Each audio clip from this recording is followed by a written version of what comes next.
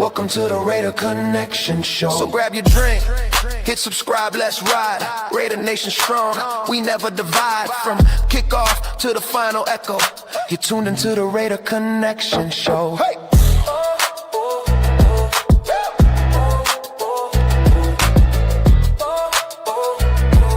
You're tuned into the Raider Connection Show. You know what I realized, Jeff? Mm-hmm. You know how Will puts our stuff on Spotify, like to listen to? Yeah. Our intros are long, bro. Which one? In general, even this one right now, I was like timing it. I was like, oh shit! But it gives everyone time to gather around. Only like a minute 30. Yeah. Oh man. Yeah. The one we used for most is 2 hours and 30 seconds. I gotta cut that one down. That's way. Yeah. But anyway, welcome to another week of the Raider Connection Show. Shout out to our DJ, our mixologist, our music producer, Raider Jeff, for creating that song, right? Mm-hmm. Yeah. It was all the credit goes to the video, and Nate did the video. Right? No, we're good. We're good. We don't have to give that Angel fan no credit today. Yeah. Oh my god. But yeah. Welcome. As y'all can see, it is myself, Cheeto Linus. I got my boy Raider Jeff next to me. We got our boy LV Raider 10 at the end, Jay Raider right next to him, and un visitado especial, special guest today, our boy El Capitan Rafuccio. Y'all know Raf. Thank you, up, brother. How you doing? Oh man, I feel very blessed. I feel amazing. I just wanted to tell you, I almost broke the boys yesterday, but I know that I'm representing Venezuela, but also not representing the Silver and Black nation. So I know it's an international culture. I know it's an international feeling, but we embracing the Silver and Black nation. Doesn't matter what. Right. I know, right? We all here. And mind you, right now, this show, the reason we call it the Connection Show, y'all, because we're all spread out with the exception of me and Nathaniel, right? Me and him are in SoCal. Everybody else is somewhere else, right? We got Raider Jeff. Jeff, let them know where you at, dog. Where you at? I'm on the East Coast. I'm in Rhode Island, New England area. Rhode Island, Rhode Island. Fucking Patriots. Right? And then we got our boy Jay. Jay, where you stay at? Albuquerque, New Mexico. Diego Pavia's people representing right now. My neighbor, bro. Yes. And then, of course, in the middle. Although, before I let you say where you're from, I saw your video when you were celebrating. You need to change that college basketball shirt, dog. I don't fuck with that team. That's the enemy. But go ahead. Yes. The picture. But I just wanted to tell you there's one thing about that video because I was like really pumped out, and it's been like many years, and finally they just took the victory, and I was celebrating. I broke the boys, but I'm very proud to represent everything, and of course it's much important to connect the roots, to connect the culture, to connect the tradition. I mean, I know that I'm a Raider fan, but of course I represent for my country that I was born and raised, which is Venezuela, and I'm very proud to be a Latino here. So don't fuck with Capitan Rafuccio. That's right. And it was Nathan who said fuck Venezuela. Just to let you know. Oh no.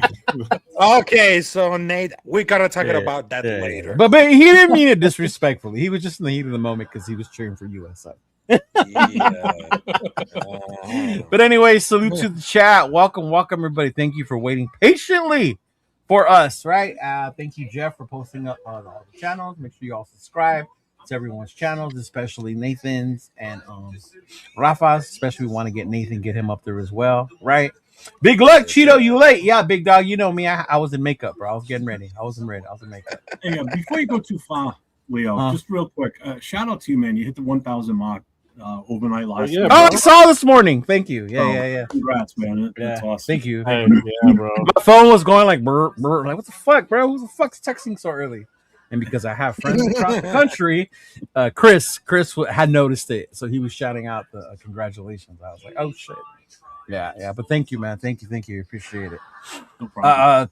Time to see that arm tattoo. Who's, bro? We're all tatted here. Mine, because on 805 show when they were putting up the logos, and I said, because he brought up the Broncos and the Patriots. I said, it's a Patriots logo. I should know. I got it on my arm. And it was like, no way. I'm like, I do. So you can see it right there. Why do you have the Patriots logo on your arm? Because he's getting beat What up by the- Jim Otto. He's got a bloody nose and a black eye. He's being tackled by Jim Otto. And then you can see the Chiefs one is being tackled by Howie Long. Oh, That's Oh, crazy. Having another team on you is Yeah. And the crazy. Broncos is right here, upside I'm the down. Broncos? Yep. He's getting Oh, tackled by hell. Bo Jackson. oh my Then god. Wait. I have Tackled by Bo Jackson? yeah, it's being I just grabbed like icons of the Raiders. Oh. And then I got Marcus Allen taking down the Chargers logo. It's all cracked and shitty. And he did basically they're supposed to be minions breaking through the field and pulling them down into hell. Okay, Whole okay. concept behind the tattoo. All right. Huh. That's what it is. Cool. Shout out to Darren. Raider Nation, motherfuckers. That's right, bro. That's right. Bueno, salute Nate. Raider Ryan, salute to the nation. What's going on, brother? Tanner Jack, video game All coming right. out tomorrow. Gonna suck up all my time. Is he talking about the WWE game? I think it does come out tomorrow, huh? I think so. Oh yeah, he was about- talking about that. He was talking about. Yeah, I think Tanner Jack was talking about that game because NCAA don't come out yet, right? Or Madden, The right? show. The show. Oh, the show! The show comes out tomorrow. Oh, yeah. Oh. The baseball. Ooh. Yes. Ooh. Yeah, Oh, the man. baseball. All Yeah, right. the All baseball. right. Okay. I think it okay. does at least. Shit. Yeah. Hey, Law, what's going on, brother? Salute to you. I appreciate you. Big dog. Rod Gas, salute from Mazatlan family. Hey, brother, salute to you. Be careful out there. I've been to Sinaloa. I've been to Mazatlan. Be careful out there. Take it easy. 49er Red Zone. Oh, my boy, what's going on? Yeah. Salute. Bueno, appreciate you. I'll say he appreciates that intro, man. That intro. Crimson Desert. Yeah. Right. Hey, thank you for the congratulations. Right. Strawberry elephant meow. Okay, whatever that means. I gotta ask Noah. I don't be understanding the lingo sometimes. It So when doesn't I- mean anything. I don't understand what that means. So when I see Noah on the weekends, I ask Noah. I'm like, hey Noah, what does this mean? Yeah, he's like, they're trolling you, Unc. I'm like, okay. Don't trip. Let's get it, nation. What's going on? Let's see if I missed anyone. Hey, yo, Anthony, what's going on, brother? Appreciate you. Damn, top in like 5 likes for Fight Channel. Say appreciate you going on there and liking the channel, big dog. I do. Jesse was going to win the Super Bowl before I pass away. That is the hope, brother. That is the hope. He said, I think I've heard. Yes, you have heard of Capitan's voicemails on Raider Fan Radio. Yes. You've been Rafa- heard a lot of times, but yes. He is the main man on the Raider Fan Radio. He is the main man on there. Yes, sir. I haven't hit that milestone yet, but I will one day. I will. Jesse had Jim Plunkett at Marcus Allen. That's why I get no. Okay, I get it. Thank you for the show. New sub, Missouri Pacific. All right, appreciate you, man. Appreciate you subbing in. Hopefully you like what you hear. You like the channel. Broncos country in the house. See what you started, Jeff? Your tattoo drew in that population. Right? No, not me. Yes. What's going on, brother? What's going on, right? Now it makes sense. You care. You crazy motherfucker. Alex, what's going on, brother? He's talking about Crimson Desert. Okay, I don't know what game that is. I'm out. Okay. Yeah, it's been a while. Yeah. And I haven't played video games since I got a girlfriend, man. Yeah. We both hit a milestone yesterday, by the way, Leo. Did we? Yeah, What's yours? I hit 2,500. All right. Nice. See, why you gotta come outshine me, bro? We were having my moment about 1K, and he's like, I hit 25. I'm kidding. Congratulations, man. That's awesome. That's awesome.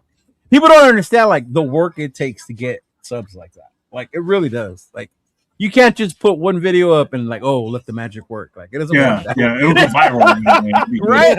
Like it does not work that way. Oh man. Yeah, but shout out to my boy Chris. Right? Shout out to my boy Chris with the $10. Congrats on the 1K Cheeto. Hey dog, thank you. Always been with me since day one, homie. Yes, always been with me since day one.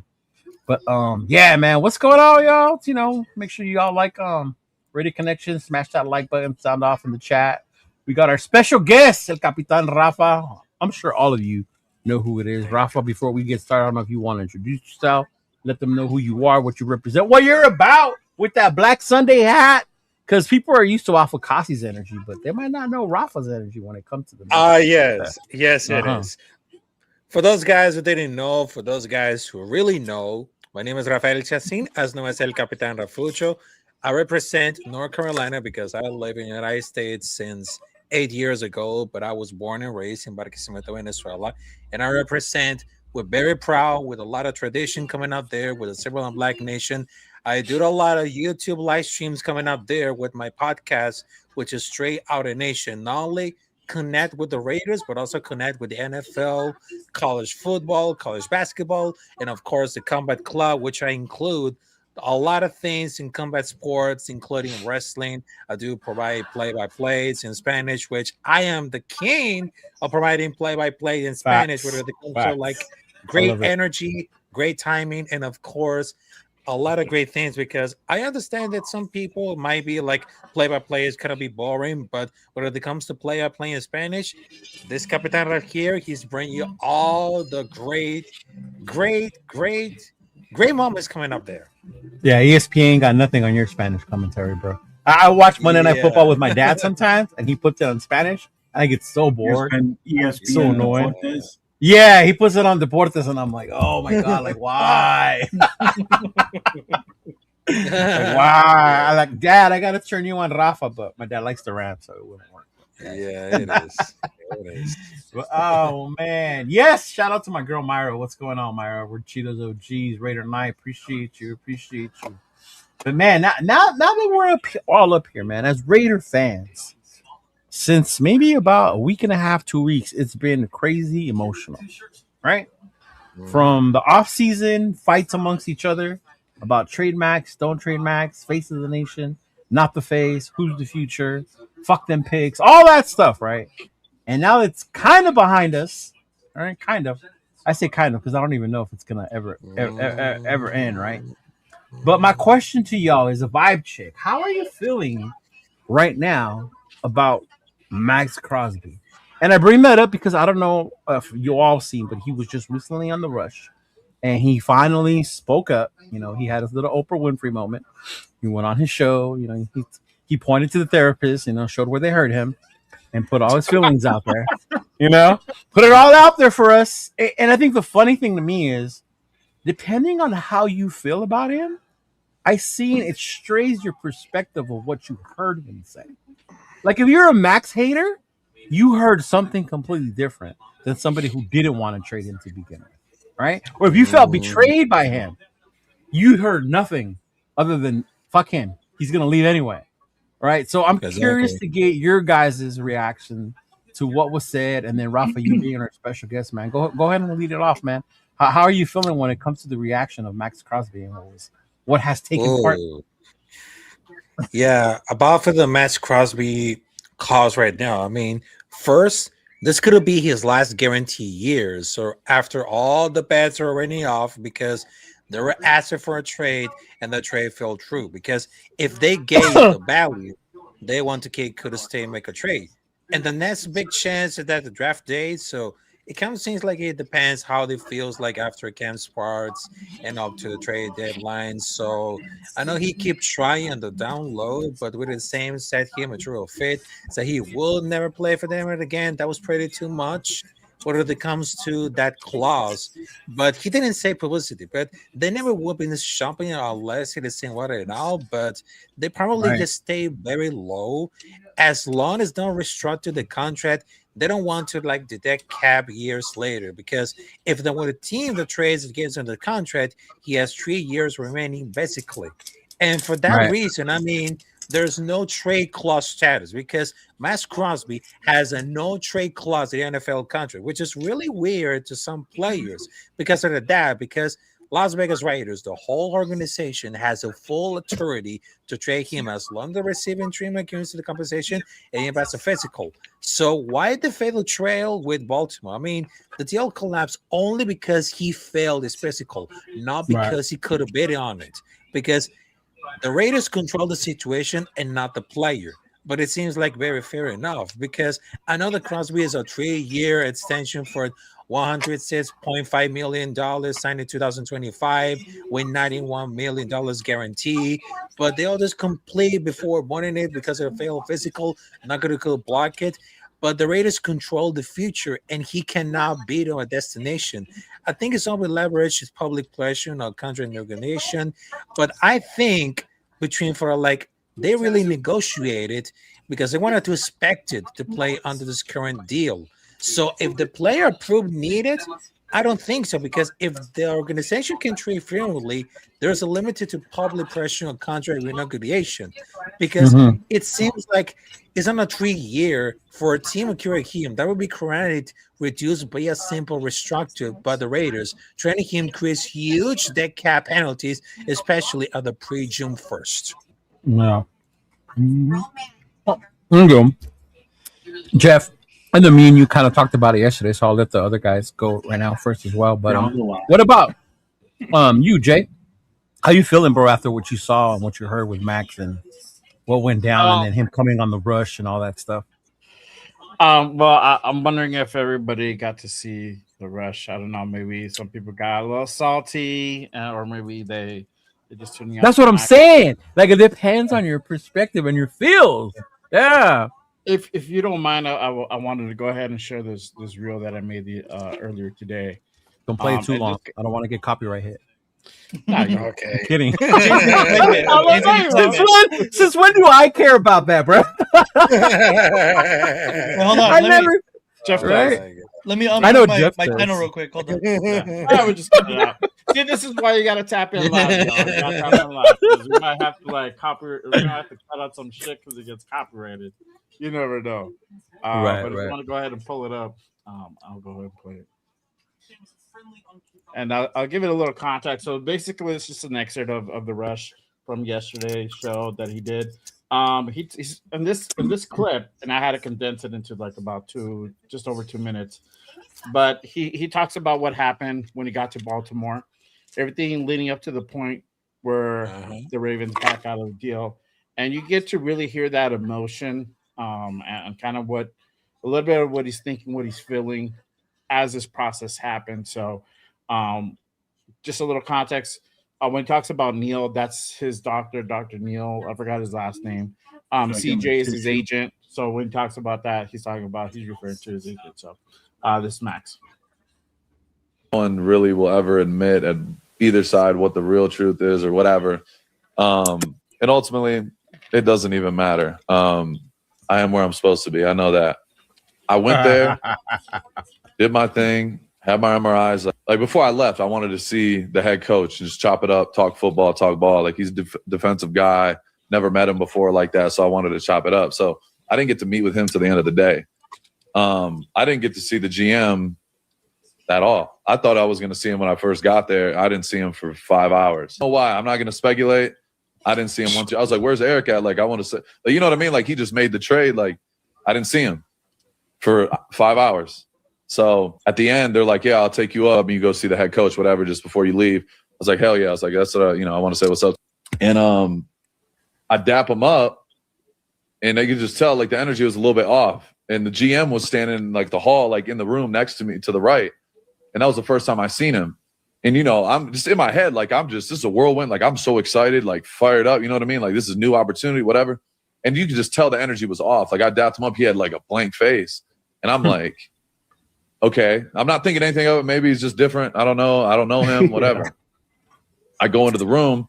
They sit me down on the couch. And he's like, man, I don't know how to say this, but, one of our doctors has concerns with your knee. Like, some of them have, are concerned about the future. We know we really want you, and this is what it is, but, we're just going to have to get more and more opinions. The first thought in my head, like, I was terrified. So it just kind of hit me. I'm like, what the fuck? Is there something wrong? Like, I'm freaking out, like low-key, deep down. Yeah. I get back to the hotel, bro. I'm like, what the fuck is going on? Like, what does this mean? Like, talk to Neil. And Neil calls me, and he called me way down. He's like, Max, I'm going back to Vegas, don't listen to any of that shit. He's like, your knee is great. You're exactly where you're supposed to be, or even ahead of schedule. Everything's going well. we're going to keep sticking to the plan. He's like, you will be back by training camp. That was my number one concern. I'm like, shit, I need to make sure I'm good. I'm talking back and forth with CJ. He's like, we're going back and forth, talking to the doctor, And it's crazy because their guy like called me. One of the Ravens guys called me and it's like, yo, we're trying to figure this out. You know, we're going to get this done. Don't worry. Like 5 minutes later, CJ calls me. It's like, they're backing out. I'm like, holy shit. So I'm like frozen. I'm like, what the fuck? I'm fucking livid, confused, the whole nine all in one. And so I told him, I'm like, I'm trying to get out of here, bro. Like, what the fuck? And CJ called and the Ravens. They're like, no, they'll send a jet. Like, they got a bigger one tonight. They'll send you back tonight in like an hour and a half if you guys can get ready. I'm like, start packing that shit. Let's go. Yeah. So we packed all our shit. We got out, got on a jet and flew back. Yep. So that's Maxx for you on his take on kind of what went down. Facts on his perspective. On his perspective. Exactly. So he flew in the day before on Monday. He was already there on Monday. Did his thing on Tuesday. They had him go through the MRIs and the knee inspection, doctor visits, all that. And he didn't meet the head coach. It's crazy. They had him wait, and he was already done with all that stuff. He didn't even meet DaCosta till like way later, until he finally got to meet Minter. And I don't know. To me, they just traded 2 first-round picks for you. They rolled allegedly out the carpet. Allegedly, yeah. But the word on the street, and they didn't roll out the red carpet for this motherfucker. They made him wait in the lobby or in the parking lot. Like, more than the lobby. He said he went to the couch. Hey, Jeff, didn't that make you think of yesterday's show? We were talking about the couch. Yeah. Yeah. But yeah, when it's funny. They sat him down and told him, I don't know what this is gonna get done or not, bro. We have some concerns, and we know what it is. Him getting that knee surgery, it's not a secret. It's pretty public information. And I'm pretty sure the Raiders, I think from what I heard, the Raiders went ahead and it sent them all his medical information in regards to the surgery and everything up to that point. So for them not knowing, or them saying like, yo, we got concerns and whatnot, I'm like, this dude just literally just got under the knife 9 weeks ago. Like he's not in his boot, he's not in crutches. Like, that goes to show you, like, it's in a pretty good path. So we all know what it is. We know that the cost got way over his head. He at the moment he probably like, yeah, I can go ahead and keep all my people, bring in Trey for Maxx. We got something that's gonna be fire this season. But it didn't go to plan. A lot of it, majority of the people walked out the building, and then I was hearing from the fan base like, yo, everybody walked out and we just got Maxx and we lost 2 firsts. We don't even got 2 first. We don't even got a first round picks anymore. Like, for real. I think they saw that. They saw the writing on the wall. They're hearing the fans, and they panicked and they're like, you know what? We got Trey is still out there. I'm like, you know what? We can get one of these dudes, not give up our first, go back to the drawing board, pick up somebody in this draft, and build from there. And I think exactly. they hit that ejection button, bro. And it sucks for Maxx. That deal shouldn't have been made. If they weren't ready for it, they shouldn't have done it. It wasted everybody's time. We got our hopes up because we thought we had the 14th pick. We didn't. We thought we cleared $30 million in cap space. We didn't. We had to, give back those first, and we had to go ahead and absorb that 30 back in. So, it sucks because, hey, he was out there with the fam. He was excited. It is what it is. He wanted to go. That's funny. Let's not say that he didn't. He did 100%.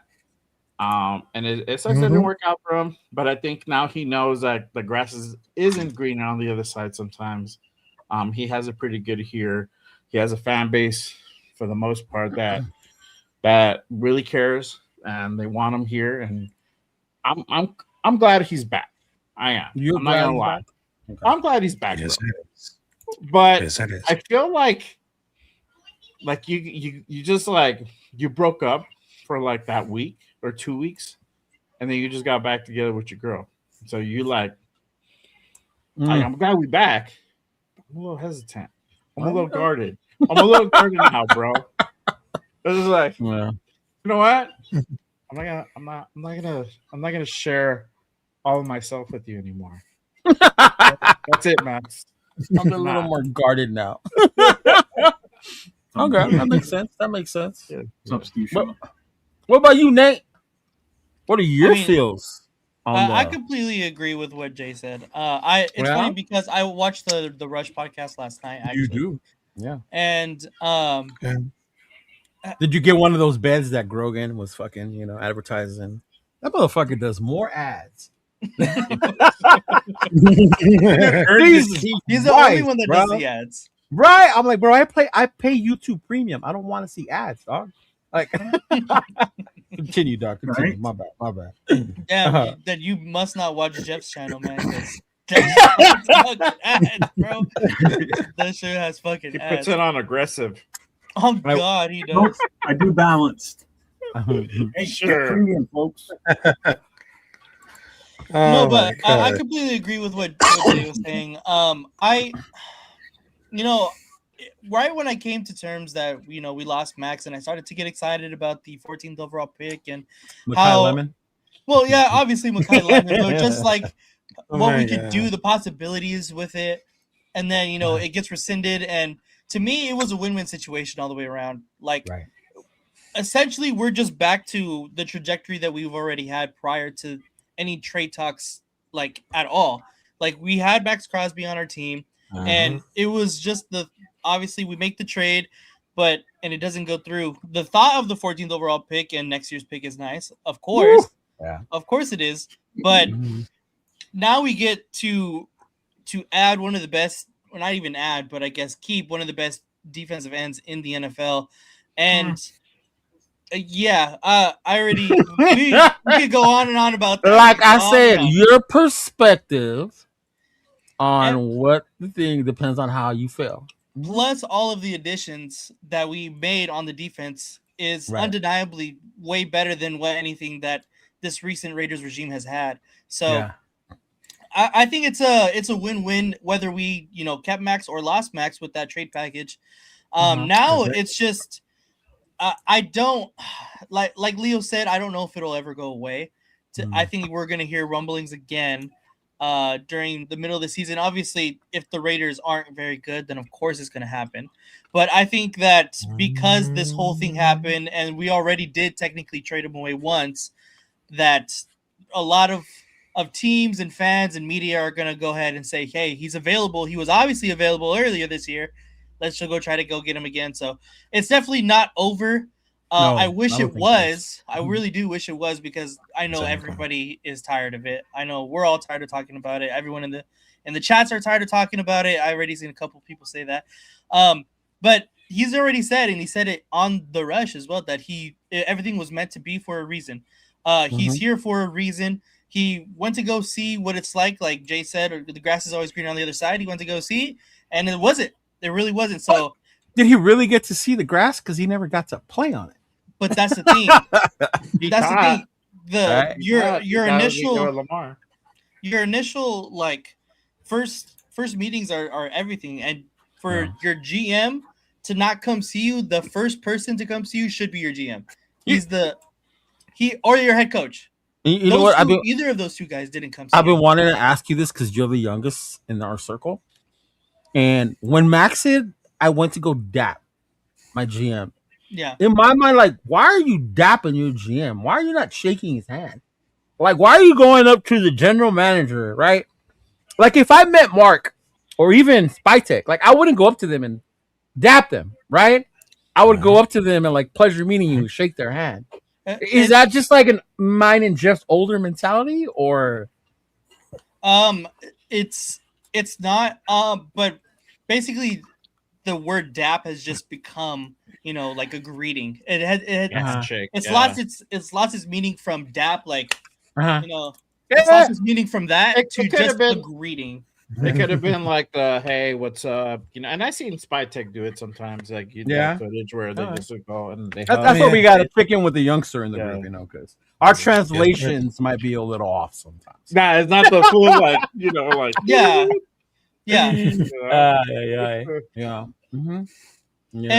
And the Ravens did him dirty just in general. Like, you wouldn't be upset after your whole experience that if you listen to the Rush podcast. I'm not gonna do a whole fucking summary, but if you listen to everything, do a quick one. Like that's what I want to hear. Your perspective, like a quick recap of what you took from that. Yeah, he got on the flight. He went to Washington or to Maryland, and he got on a 5-6 hour flight to Washington to Maryland, whatever, and then he drove another 2 hours. Right. Wherever the fuck it is, right? I don't care. Yeah, he flew into DC and then he had a commute. And then Baltimore. They got a driver for another 2 hours straight to Baltimore. And then he shows up the next day bright and early in the morning, and the first people you can't meet are the coaches, and the head coach, and the GM. Yeah. That's insane to me. That is insane. That already, I feel that shows like, wait a minute, what's going on here? Something's a little off. Exactly. Yeah. Like you can't get a direct flight to Baltimore, whatever the weather conditions. I don't live over there. I don't know what it is. Obviously, there's probably some reason why they couldn't get it. But like you couldn't. On top of that, they had a long travel, and then you don't meet your GM who just made the trade for you, who gave up a lot of assets for you, and you don't meet your head coach, who's a defensive guy. He said it as well. He's a defensive guy. I wanted to catch up with him to talk ball. Right. Jesse Mintzer's a great defensive coach. Right? Yeah, exactly. Yes, it is. The first people he meets is just like some random Ravens representatives and some coaching staff people. Like that's insane. And some of the players that were there, obviously, but that's it. And then after that, he goes and does his physical. You said players. I think you're the only one who saw that part too. Yeah, I would have thought the same. Players. Yeah, I would have thought more players would have been there to greet him. I would have been excited if I'm a player and Max is coming. Exactly. Yes. That's what I'm saying, Jeff. Like little shit like that. Like, hey, wait a minute, why weren't the players there or more players? He said there was only some. At least the defense. Yeah.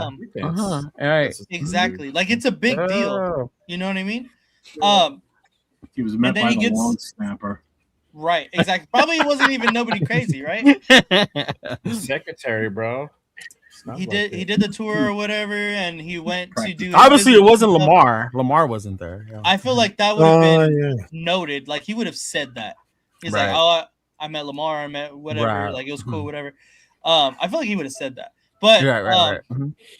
Then he went to go do his physicals, and then came back to the facility, did a tour, and at the end of the day. The entire end of the day, he gets to finally meet the head coach, and the GM will not even look at him. So the GM was there? The GM was there. Oh, I could have sworn somebody said he wasn't, but he was there. He was down the hall or just like... He said he was in the hallway. Yeah, he said he was in another room. Bro. Yeah. Yep. So he couldn't... I'm glad we're recapping it. I was driving when I was listening. Okay. Yeah, he couldn't even... give him the time of day to meet him until the end of the day. I heard that part, which is insane to me. Which is absolutely insane. Because he was on the other. Super unprofessional. My man didn't even go to dinner, bro. He had to eat his meal prep. Exactly. He did. I caught that. Meal prep. Yes. I was like, me and Rachel ate our meal prep. I was like, damn, you didn't even have dinner. That's fucked up, dude. Honestly. And then once he got back to the hotel, he said that. The doctors called him and said that they're trying to give him other opinions and stuff like that. A representative called him from the Ravens, said they're trying to get other opinions from their doctors. Something came up. And so I've obviously we all know what ended up happening. But the most fucked Alex up part Guerrero called in and fucked it up, bro. That's what happened. The most fucked up part too is that a representative from the Ravens said, "Hey Max, we're gonna get this done. We want you here. We're gonna get you here." And he said, like, we're gonna get it done. Don't worry about it. And literally, not even 2 minutes later, his agent called him right after that and said, "No, the deal's done. They're backed out." Like, that is completely leading somebody on. Like, that is crazy, right. bro. Some wild shit, bro. And to their credit, like as a Raider fan, it sucks because we got hosed 14. How many times has Jeff been up here? Fuck, I miss 14. Right? Number 14. And Right? He's gonna put 14 somewhere. I know, bro. Yeah. But that's the shitty part of legal tampering. Nothing's official, and you can't, they call it backing out, whatever the hell. You made a verbal agreement, but his best interest is the Baltimore Ravens, not making Max feel good, not making us happy. You know what I mean? And if you look at it from a Ravens perspective, they lost a lot of people, right? Yeah. They kept their draft picks and they signed someone. Yeah. Go ahead, bro. What I can really appreciate, though, is that every single time when he was going throughout the process of the trade that was happening, like his perspective, the first person that he said that would call him that represented the Raiders was John Spytek. He said as soon as the trade was... I didn't even notice that. Okay. As soon as the trade happened, Spytek tried to call him, but Maxx Crosby froze. He didn't know what to do. And then his agent called him. And so he answered that one. But the first person to call him was John Spytek. The first person to call him right after his agent did to notify him and represented the Raiders was John Spytek. So that just tells me that the Raiders front office is way, way, way better than what we've ever experienced. At least they weren't there like, well, figure it out. Like, I don't know what to tell you. Like, exactly, we've handled this so professionally. Yeah, exactly. Why did you go ahead and go to a different team? Well, what happens you can just, especially when like you're going through that situation, like put yourself in Max's shoes. That's funny, bro. He said the GM wasn't even courteous enough to give him a meal voucher. Yeah, bro. The meal voucher is crazy, bro. Wild. Daddy, the meal prep they brought with them, dog. That's some fucked up shit. But you can just respect the professionalism that John Spytek and this Raiders front office has provided within this entire situation. And I think that's kind of a breath of fresh air in Raider Nation that we haven't experienced in a really, really, really long time. So I think that is the biggest thing that I got from it was just the professionalism of our front office and how we do things now, how different it's been. Because if this was John Gruden, if this was John Gruden, if this was Mick Dummy, like this would have been like they would have changed the code forever. This would have been this would have been a whole different shitstorm. So I think this is a breath of fresh air of where we're headed as a franchise, and I love it. I like that. A different perspective you gave me, especially on the Spytek one. I hadn't heard that one. Mm-hmm. I like it. What about you, Big Jeff? So this is why I differ from everybody else. Number one, I heard this yesterday, so y'all stand by. Baltimore Ravens are an absolute scumbag organization. So screw them, screw their fans, and anybody that has anything to do with that organization. First of all, you can all kiss my fat ass. Okay. The disrespect you showed to not just Max, but any player that comes in, if you were to do this to them also, and I've never heard them say this before, or any other player that's ever been brought in as a trade or whatever, no one else has ever done this. I've never heard anybody else complain Especially about someone for 2 first-rounders, bro. Yeah, especially if somebody's 2 first-rounders and somebody that's so well-known in this league, okay? So just garners the respect of giving that man the attention when he walks in the door, because you're giving up 2 first-round picks for this guy and you don't even meet him at the airport when he gets off the plane. Okay, that's a big bullshit right there. Right? Then he shows up to the facility the next day. Nobody's even there basically to meet the guy. Okay, so Ravens, you can suck a big one. All right. Second, now, as far as Max and his, I guess you want to say his pity party or whatever, with him putting all this out. His Oprah Winfrey special. Guess what? If you want me to have hurt feelings for you, not gonna. You're still a multimillionaire. You're still playing a game you love. You're just back here again. Oh my God. Are you surprised though by his response? I'm not. We've known him for a while now. Like, I know. Yeah, it's still appalling to hear. That's the way it is. And I know that there was words out there that, you know, he was upset with the way, you know, his family was this. Why'd you even take them with you? You were going out there for this. Go out there, get that done, go back home, relax. And then until you have to report, then, you know, why'd you have to bring them out there for this? So that's on you for bringing your family They're out there. gonna move there. They don't want to see the players. Majority of players do that. I don't care, but don't come out and cry when something goes bad that you had obviously no control over. Oh my God. You know, you could have left them at home. You didn't have to. Y'all got this. We did this with him yesterday. Y'all do this with him today. I'm sorry. Am I bitter over losing the picks? Yeah, hell yeah, I am. Yeah. You know, this is something that's not going to go on. And on top of that, you're happy you're back as a Raider now, blah, blah, blah. You had the chance to restructure your contract to help. You really want to be happy to be back with the team and want to get back in with everybody's good graces. Why didn't you do the Why didn't you restructure your contract and help the team out? They had like 2 days. It doesn't matter. Still could have got it done. Hey, Nate, I want to make this channel bigger. I need you to take a pay cut. I'll just leave. You're tell me, fuck you, Leo, right? Okay, that's exactly. Again, Oh my you God. want to get back in the good graces of the Raider fans and everybody else and the team and, you know, all this other bullshit now, because the way you left was kind of a little suspect. I mean, the whole Flock Nation bullshit. I know you were trying to maybe be funny. People are so hung up on one word. That's why I bring up perspective, bro. It didn't come over as funny for some people. I mean, you brought up something that doesn't even exist. They don't use Flock Nation. That was kind of like a dig at Raider Nation, obviously. You know, was it? Or was he trying to create something? I think it was a the logo behind him was purple. The logo behind him was still purple. And it was yesterday, too. Did you see that? It was still purple? Why are you sitting with a purple logo behind you? That's just another thing. So, what the fuck, man? You know? Whatever. It is what it is. You got your fans today, big dog. You got your fans today.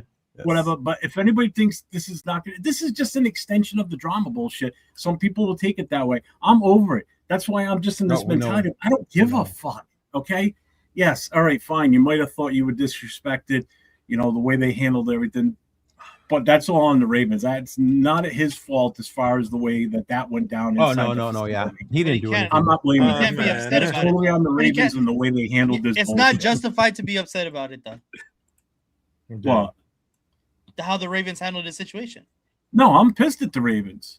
No, but Max. He's Max, not able Max to be upset about it. Though. About like the Maxx Crosby. Yeah, no, he can be upset about that. I don't blame him because of the way he was done dirty. But then he's crying. You know, about the fact that now it's coming out that oh my God, this shit's going on, at all the time that this shit's going on, they're in negotiations with Trey. Because no sooner did the trade get canceled, okay, he's already on his way back to Vegas, and then 2-3 hours later, it comes out on NFL Network that Trey Hendrickson is going to be signed by the Ravens. It was less than that. Yeah. It was like the morning before the shit came out. It came out at 6 in the morning because I was on network. I saw it like early in the morning. Yeah, like you're telling me in that such a short time frame that they agreed to no. They had already been talking to Trey. Acosta was in his office, bro, trying to sell that deal. This was all fucking premeditated. There's no two ways about it. The whole thing was premeditated.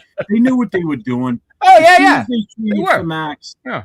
And then all of a sudden, no other teams were interested in Trey Hendricks. So guess what? His value was dropping. And they figured, well, what the hell? We can get this guy cheap, but keep our draft picks and ship Max back.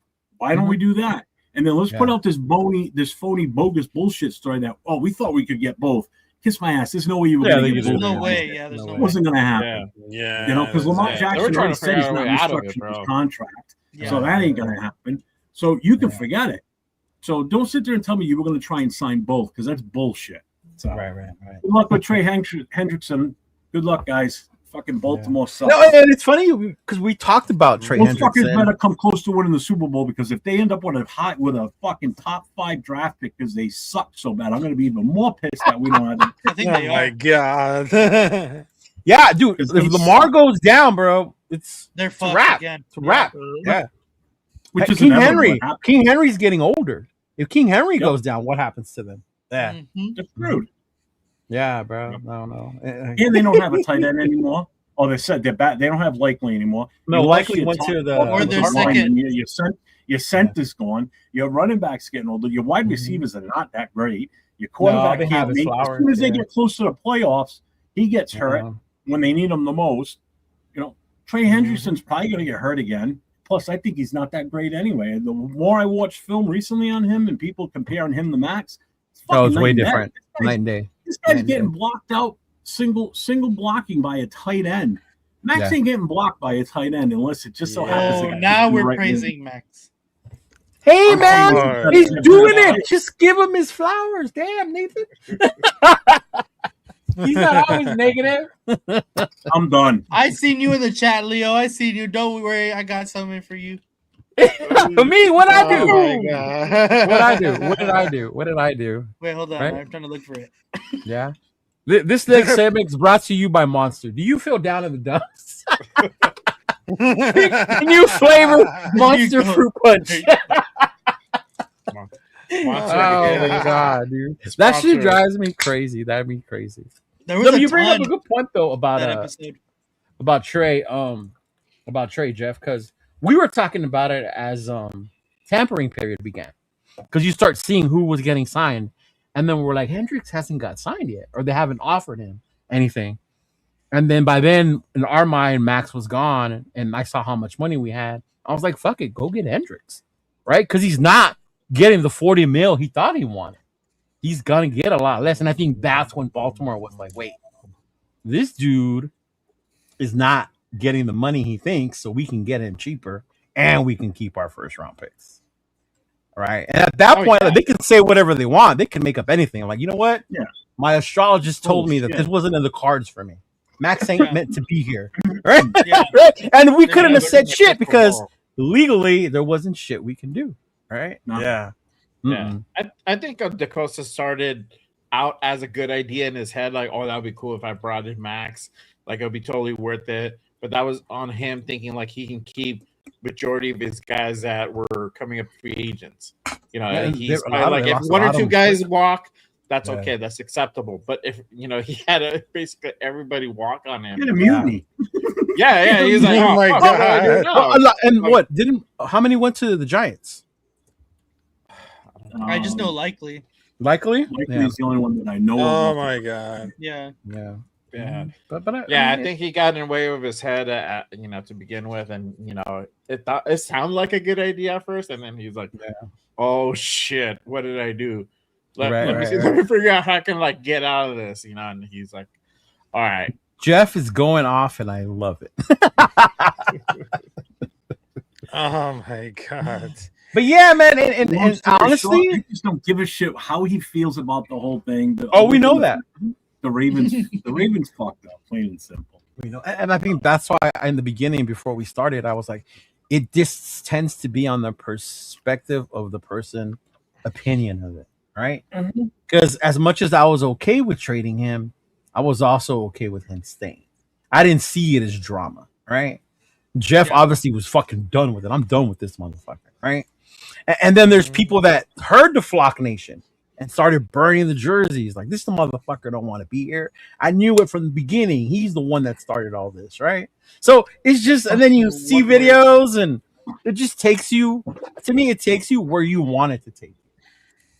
All right? Which is why I'm glad, you have 5 of us, you got different opinions. And then, with Nathan, I didn't realize the Spy Tech thing. You made a good point. He's the one that called him. Even though Max didn't answer, which is kind of funny, though, because you're kind of with your new chick, and your old chick is calling. You can't answer your old chick when the new one's there, right? Yeah. So you gotta be wait, hold on. Hold on. But yeah, man, it was crazy. It was crazy. But I think the only thing that I think sucks about it is the way shit started coming out about his knee. And this is what I want to ask you guys about, because to me, the trade, the leaving, all that shit, it's old. I'm done with that. My only concern is, should we be worried about his knee now? No. Is that a legit concern, right? And because he hit the only reason I ask it, Nate, and I'll let you guys go, is because when you see him talk about it, that was his immediate response. Right. Because he was shocked that they said that. So he started worrying, fuck, do I need another surgery? I won't make it back in time this year if I need another surgery. So it threw him off. All right. So I see that, but yeah, we could start with you, Nathan. Do you see Max's knee or health being a concern moving forward, or was that just something that's been fabricated by the Twitter doctors and all that stuff now that we're all experts on knees and meniscus nowadays? Right, exactly. No, I don't think it's a problem. I think that his reaction only gives it more proof as to the fact that all of this is fabricated from the Ravens side. He immediately called his doctor on the Rush podcast. He explained this too. He immediately called his doctor and said, like, "Hey, like they're saying this about my knee. Like, what's going on? Like, let's go through it." And he said that his doctor laid it out. His surgeon laid it out. Oh, like your knee looks good. This is the possible reason they could be saying this, and that. Right. You're exactly on the timeline that we set for you to be able to play for next season, and you possibly even be ahead of schedule. Like your recovery is going extremely well. I'm not sure. Like they both said, like they don't know why they're saying this. Basically, that the Ravens were saying it. So I don't have any concerns as far as him playing this upcoming season. I think he's doing everything that he could possibly can to rehab and recover from his knee injury. And I mean, he puts it on his story. If you follow Maxx Crosby every single morning, he's in his car headed to Radio City. Yeah. Yeah, I mean, you're right. And also, there is a thing about Maxx Crosby because I just hope they stay very healthy because I understand that rehabilitation is progressing well, but he's going to be expected to be full strength for the upcoming season. I know he's very careful about his knee injury because during from that Turner, he was experienced about the knee and ankle issues that limited ability to complete light practices. I mean, those concerns about us that contribute to scrutiny about for the medical evaluation. And while the short-term outlook, that has some positives, some themes, but particularly they're giving like some like preoccupation coming up there because I know he's reported with the schedule for the rehabilitation because he just stopped using crutches. He's just using crutches and progressing through the rehab program under the supervision about the surgeon. But it's gonna be like expected to be returned for this line level, and that recovery is gonna be really projected to take like 2 to 4 months with readiness and anticipate for the start of the regular season. But I just really hope that we just had to see very healthy because what makes the team better? Because I rather to see like whether the fits into the future.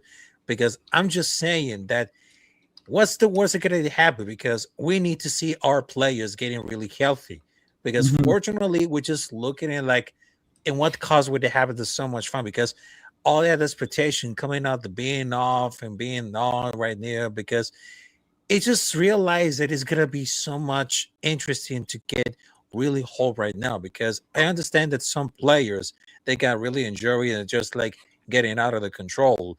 But I think it's gonna be like the pump the brakes, and of course to see what the recovery is coming out there. But I know I don't see like much at that level because it's not gonna be like the clicking about it. But I think if he needs to get recover and of course get healthy to 100%, that is gonna the full like 100% very sure. But I'm very worried because during for that age, I mean it's very complicated, but I just wanted to see 100% healthy at all. Got you. Shout out to our boy Roshar with his $2. Who gives a shit already? All right, Thanks, he's Rosh. here now. Get to work. Little page out of Jeff's. What about you, Jay? Do you have any concerns with his knee moving forward? As far as like being able to play for this season, I don't think so. Everything looks like it sounds like it's on track. There's a part of that reel that I had to like cut out just because of the time and stuff. But I guess they were just him and his doctor were going over the X-rays. I guess they sent over also their X-rays and stuff of his knee. So it sounds like everything is on timeline. I mean, the thing that I really caught from that segment of that part of when he was talking about his time over there is that they were planning to go ahead and have him come back by training camp. And so you know, that was like his Yeah, big that's the thing is, like, scheduled return is training camp. Yeah. yeah. So like, as we know, we talked about it last year. Like, training camp is huge. If you miss training camp, it's like you're starting from, you're like trying to play catch up. You're behind. So being back by training camp is huge. You know, Oh, for especially sure. especially if we want to go ahead and really play out the season. So I think I think from now, probably going forward, you know, in the future, I think you have to be, because this is a repeated issue with that knee. So I think this is something where we might have to go ahead and just kind of have him start dialing back some of his reps. This dude's playing out there like 95% of his snaps. Yeah. You know, he's not he's not a spring chicken anymore, and he's not getting any younger. But how do you tell a guy whose superpower is his motor to dial it back? Tell those other people on the team, sit the hell down. We want you for a full season. Coach Jeff said it best. No, and I hear you, but how do you tell someone, right? It's like saying, "Hey, Superman, we need you, but don't fly, motherfucker." Right? Don't fly. They tell you Like, be strong, use your X-rays, use your lasers, but just don't fly. You know, it's like you're kind of like limiting the dude of what he's best at. But I understand why you do it though, especially because he's coming on 30. Yeah. Can we just look at one thing that was lost in all this bullshit? What's that, The brother? fact that, number one, somebody already mentioned one of the part of this in the chat, is the fact that now he's going to be basically labeled. We lose any leverage we have with trading him going forward. Okay? Oh, that's the biggest catastrophe out of all of this. Okay. And I think the biggest thing that takes a hit on all this is the fact that with them backing out, we didn't get to fully explore the other options we could have possibly done that we missed out on, because now teams have already gone and made other moves to offset the fact that we couldn't get him anymore. Yeah. So not only did the Ravens pull a shitty one by doing what they did, because they came in with such a damn good offer that it was tough for anybody else to beat that. But now the other offers are gone now because of what they did, plus the way it was handled with the report coming out, you know, that they think his knee wasn't 100%. So now that lessens any deals we had going forward. But it doesn't just affect us, though. You got to remember, it affects everybody in the NFL, because these teams all went and did different moves that they wouldn't have done if Maxx was still available. Oh, yeah. You know, so sure. Other teams lost out. They probably spent more money doing something different. Cowboys, the Bears, But even they took a lesser player instead too, when they could have still had a shot at a guy like Maxx. You know, so there's so much that this is such a snowball effect that people don't talk enough about that too. It's not just between us and the Ravens. It encompasses a lot of teams that had their hands in and that were making phone calls for him. Yeah. So it's bigger than just two teams. Yeah, and I saw Bueno's question to Nate also about like how it affects, you know, people doing deals with the Ravens moving forward, or how they look at them, right? Obviously, this isn't the first time. And in our reality, this isn't the first time any team has done it. We did it ourselves, right? But that wasn't a trade.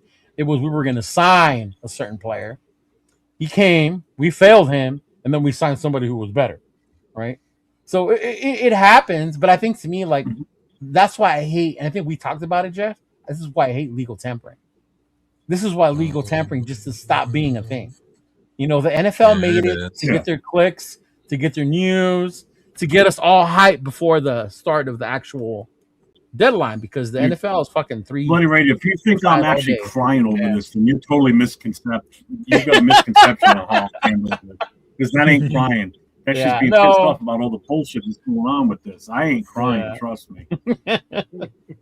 No, you can tell when Jeff is sad and when he's crying. It's a big difference. Yeah. Shout out to the admin with the $5 super chat. Appreciate you, my guy. Why send him and his family there for a bad trade, Ravens? Can send your docs. Ravens can send your docs to LV instead, under the radar. I would be a little bit too if I was him. I mean, if they had plans on just shutting them down anyway, or shutting the deal down, then I mean, why do that? You're only gonna irritate him and the fan base for us by doing anything that he did. You know, that's why they're gonna come up with a whole new way of doing this going forward. But They just gotta stop tampering. Period.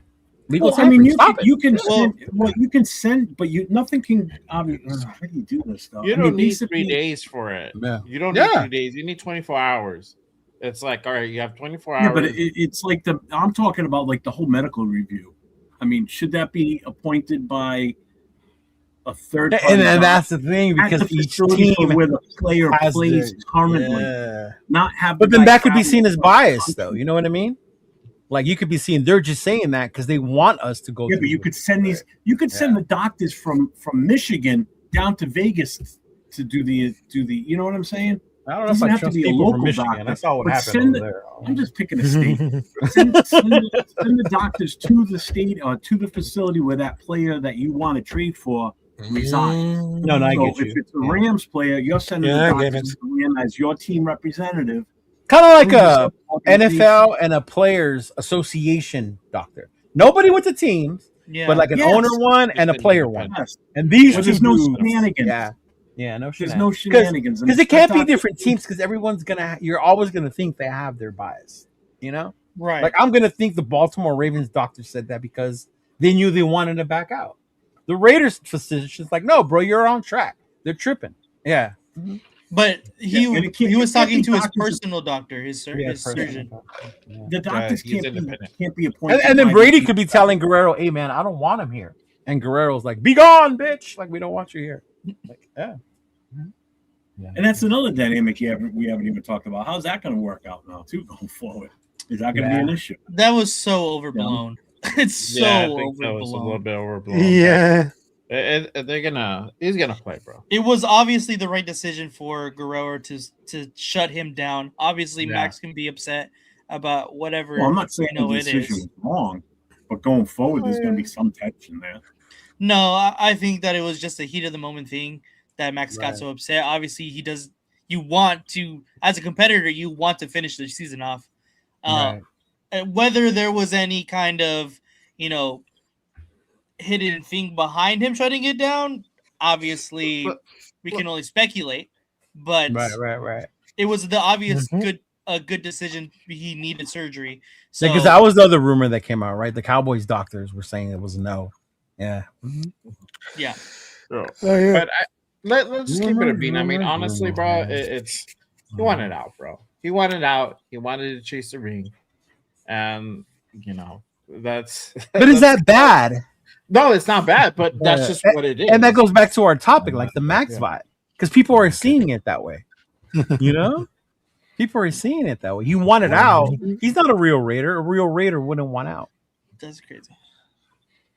No, you can't blame him for wanting out. Yeah. He's been. So then why hold it against him that he wanted to leave? Because fans are emotional. Fans are very loyal. Our fan is probably one of the loyal. And if you are, it doesn't mean you're right. And I guess my thing is, if you are, it doesn't mean you're right or wrong, or you're more wrong or more right than anyone. What do we say here all the time? You're entitled to fan however the fuck you want to fan. Right. We are not the fan police. They get so fan struck or player struck. They're married to these players, and it's right. He can do no wrong. This is not right. And yeah, I'm willing to bet there were some people that shed a tear that he was gone. I know a couple. I know one. It was near. I played Fortnite as a Raven, Maxx Crosby.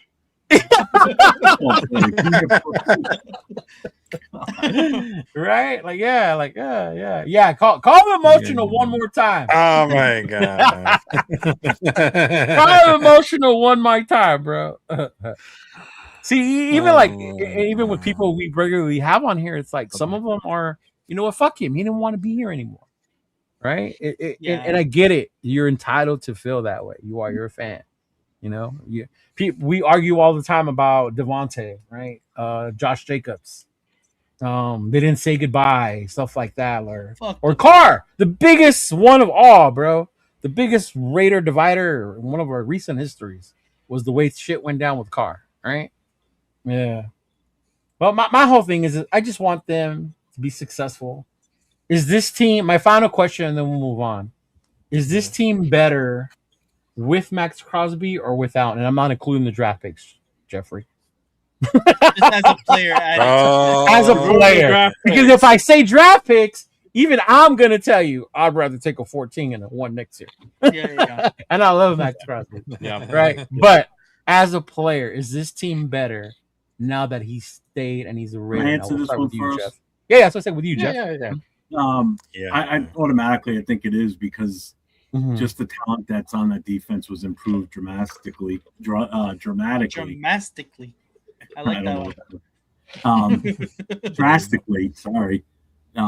Since the whole him being traded away thing started. So I mean, the players that we were agreeing to sign prior to the deal falling through with Max, I mean, that automatically was increasing, improving this defense. And with him coming back, it's going to be better. I can't imagine it being worse. Okay. I mean, the talent we brought in is way better than what we had last year. Even without Max, I think the defense would still be better than what it was last year. Sorry. You got better linebackers. You got another edge guy that you brought in. You got a corner you brought in. You re-signed Kuntz. I mean, so you brought some pieces back. So with what we brought in, even if we didn't have Max, I think it would still be better on paper right now, and that's not even including getting into the draft. What we're going to possibly I think it was better without him. With him, it's obviously going to be much better now too because you got him there. I mean, Max is Max. You can't deny that. He's got talent, obviously. Now I have a tear in my eye. He wouldn't have gone to 2 first-round picks that they would have on. Right. Got me all choked up. Yeah. Hearing him talk good about Max. Yeah. I knew it was the Grinch just grew a heart, y'all. Yeah. Trust me, somebody calls right now and wants to trade for they die. Yeah. Momentary lapse. Yeah. What about you, Jay? What about your answer to that question? I mean, with Max still here, yes, I think our defense is better with him, much better. I had at least some concerns into what we're gonna do for that edge position. Right. Who are we gonna bring in? We saw Quiddy Pay come in. I'm like, okay, cool. Like we could do something there. We could re-sign Malcolm Kuntz. I'm like, cool. And I'm like, all right, we're probably gonna get an edge in the draft to go ahead and start, kind of replace Max, but at least addressing that position and being that, having another dominant force as a pass rusher there. But with Max back, now that kind of changes things. But it's funny because on the show yesterday with Max, they were like, it's not the same team. You're starting to see all these signings and acquisitions, and it's not. Yeah, I heard it's not the same team he left. It's a different team, and now as it should be because we were a 3-win team last year. It better be a different team. God damn it! It's a different. On the defensive side of the ball, it's a different team. So I think he sees that. I think we got something really, really, really good as far as potential on the defensive side of the ball. We still have some things we need to go ahead and address, but we're in a way better position than we were a few weeks ago for sure. Right. But I'm glad we're gonna trust me. I think this is now this situation, this incident, whatever. Now put a chip on the shoulder. I think now it's like you're gonna see a Max coming. All the whatever reps he's gonna play out there. Yeah. This dude is gonna be like headhunting. So I'm eager to see kind of how they're gonna go ahead and really really line them up and really play them this season. This brand new scheme. So. All right. What about you, Rafa? Is this team a lot better? Maxx Crosby still on here. For me, this team is gonna be better with Maxx Crosby because I've been saying for like months, weeks, Maxx Crosby is the heart and soul of the nation because there's no compare, and of course, there's no doubt about it. But we need to get involved with a lot of more defense and offense because I understand that John Spytek is really cooking with the new additions, but we need to get improved to get a little upgrade for some positions that we need it for. because I understand that we had to start over the trenches right there. Because I know if we can build something, anything better, we cannot waste it at all. And I believe that we can stay Maxx Crosby for a while because his ultimate goal is win a Super Bowl with the Raiders, which is, I don't think it's going to be really easy at all, but it happens when it comes to the future. But I think with the talent and, of course, the charisma and, of course, the projection and, of course, the ability, the mentality, everything about for the discipline. I mean, Maxx Crosby cannot deny because he always bring up for the mentality of what to say, wake the fuck up, let's get back to work. And there's no drama on it because once a Raider, always a Raider. And of course, if you want to stay for at least for like 1 or 2 or 3 years with the Raiders, that's okay to me because he represents to us. I mean, he got his tattoo over the shoulder and of course under the summer to say Raider Nation. I mean, he represents to us, not like the divas coming up there, because I understand there's a bunch of divas who wants to get traded and everything. Maxx Crosby, he's the only one who never gave up. Maxx Crosby, he's the only thing can never can fuck us. So don't fuck with Maxx Crosby because he represents to all of us. I don't know. Having a Raider tattoo and then still being willing to get traded is kind of like, oh yeah, on the trade, right? Like, yeah. Chiefs Kingdom. I'm not on board with Mendoza. Right. Well, we can't just give out free freaking opinions here. He has to sub so you can figure it out. God, Right. Oh my god! What about you, Nathaniel? Keep tuning in. Make sure to sub. Put the bell What about you, notification. Nathaniel? There you go. I'm good. You're good. I know you're good. I'm good with Maxx Crosby on this team. Obviously, I think he makes a huge difference on this defense that we added. So I think that like I said earlier, I think it was kind of a win-win situation in our favor, like whether we traded him or whether we kept him, because adding him to our defense that we constructed over free agency is only a bigger plus. And then of course on the opposite end, having those 2 first-round picks, of course, would have accelerated our retool, our rebuild that we're going through currently. So I think either way we would have been good.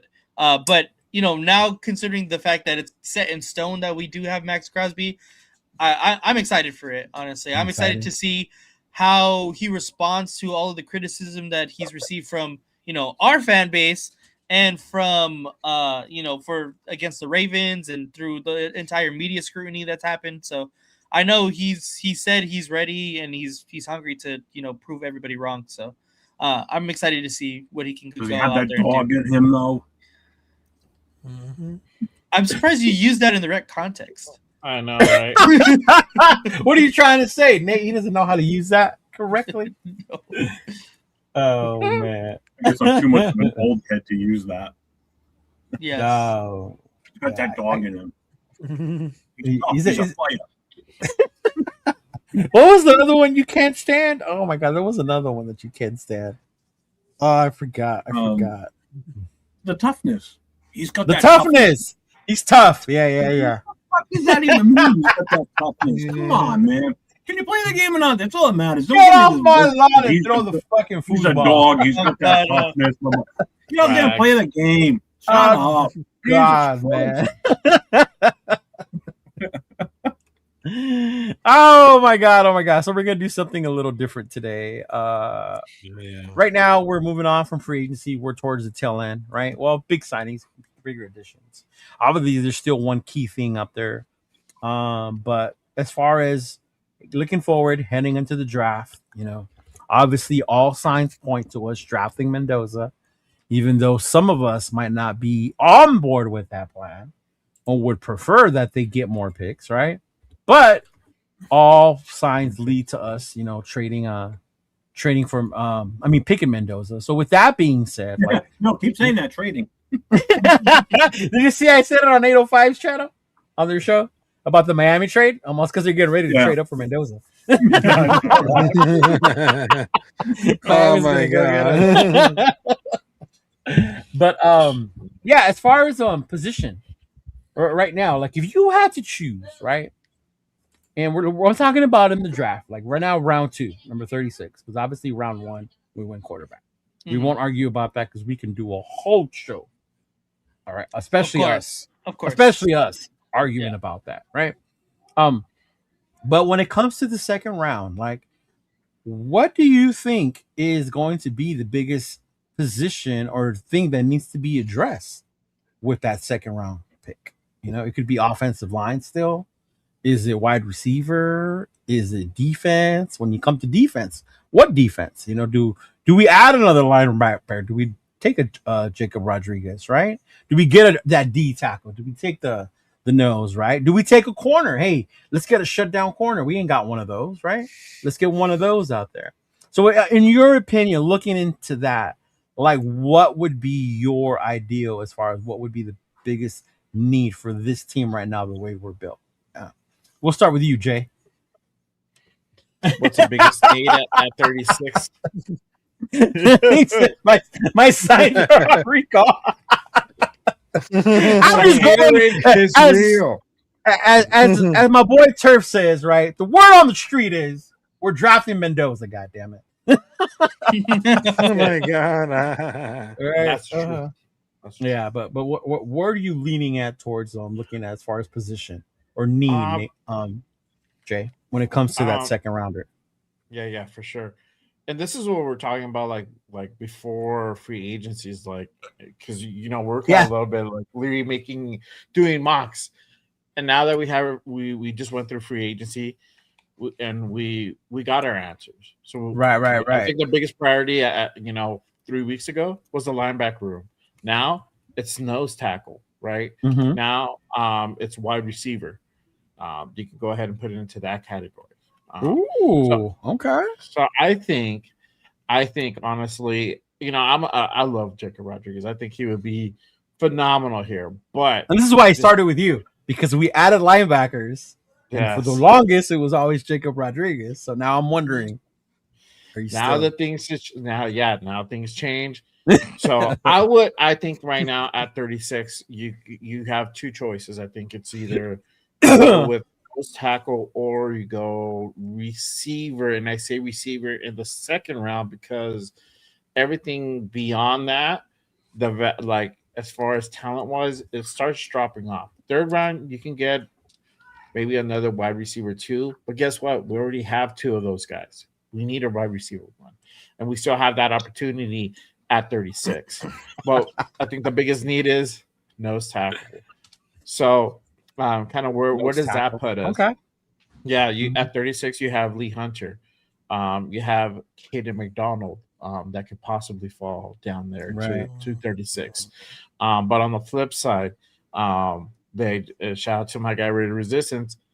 The Raiders are going to meet Denzel Boston this Sunday. Yeah, he's one of them. So in I read meets, right? Mm-hmm. Yeah, and his looking at his kind of on his bio and the strengths and everything, he looks really, really good. Tall guy, speedy, but has a great route tree, low drop rate. That is your number one wide receiver if you decide to go ahead and go after him at 36. Now, this is also the thing, and I want to just throw a little food for thought for everybody watching. Spytech, don't sleep on Spytech. You never know; he might pull something and trade back into the second round. We saw this happen last year, and he wasted it. Oh my god! He went back down. He went down, but I think we ended up getting 2. We got another third round pick for it. So this might be the situation where it might be the opposite effect. He might go back into the second and possibly try to pick up another guy.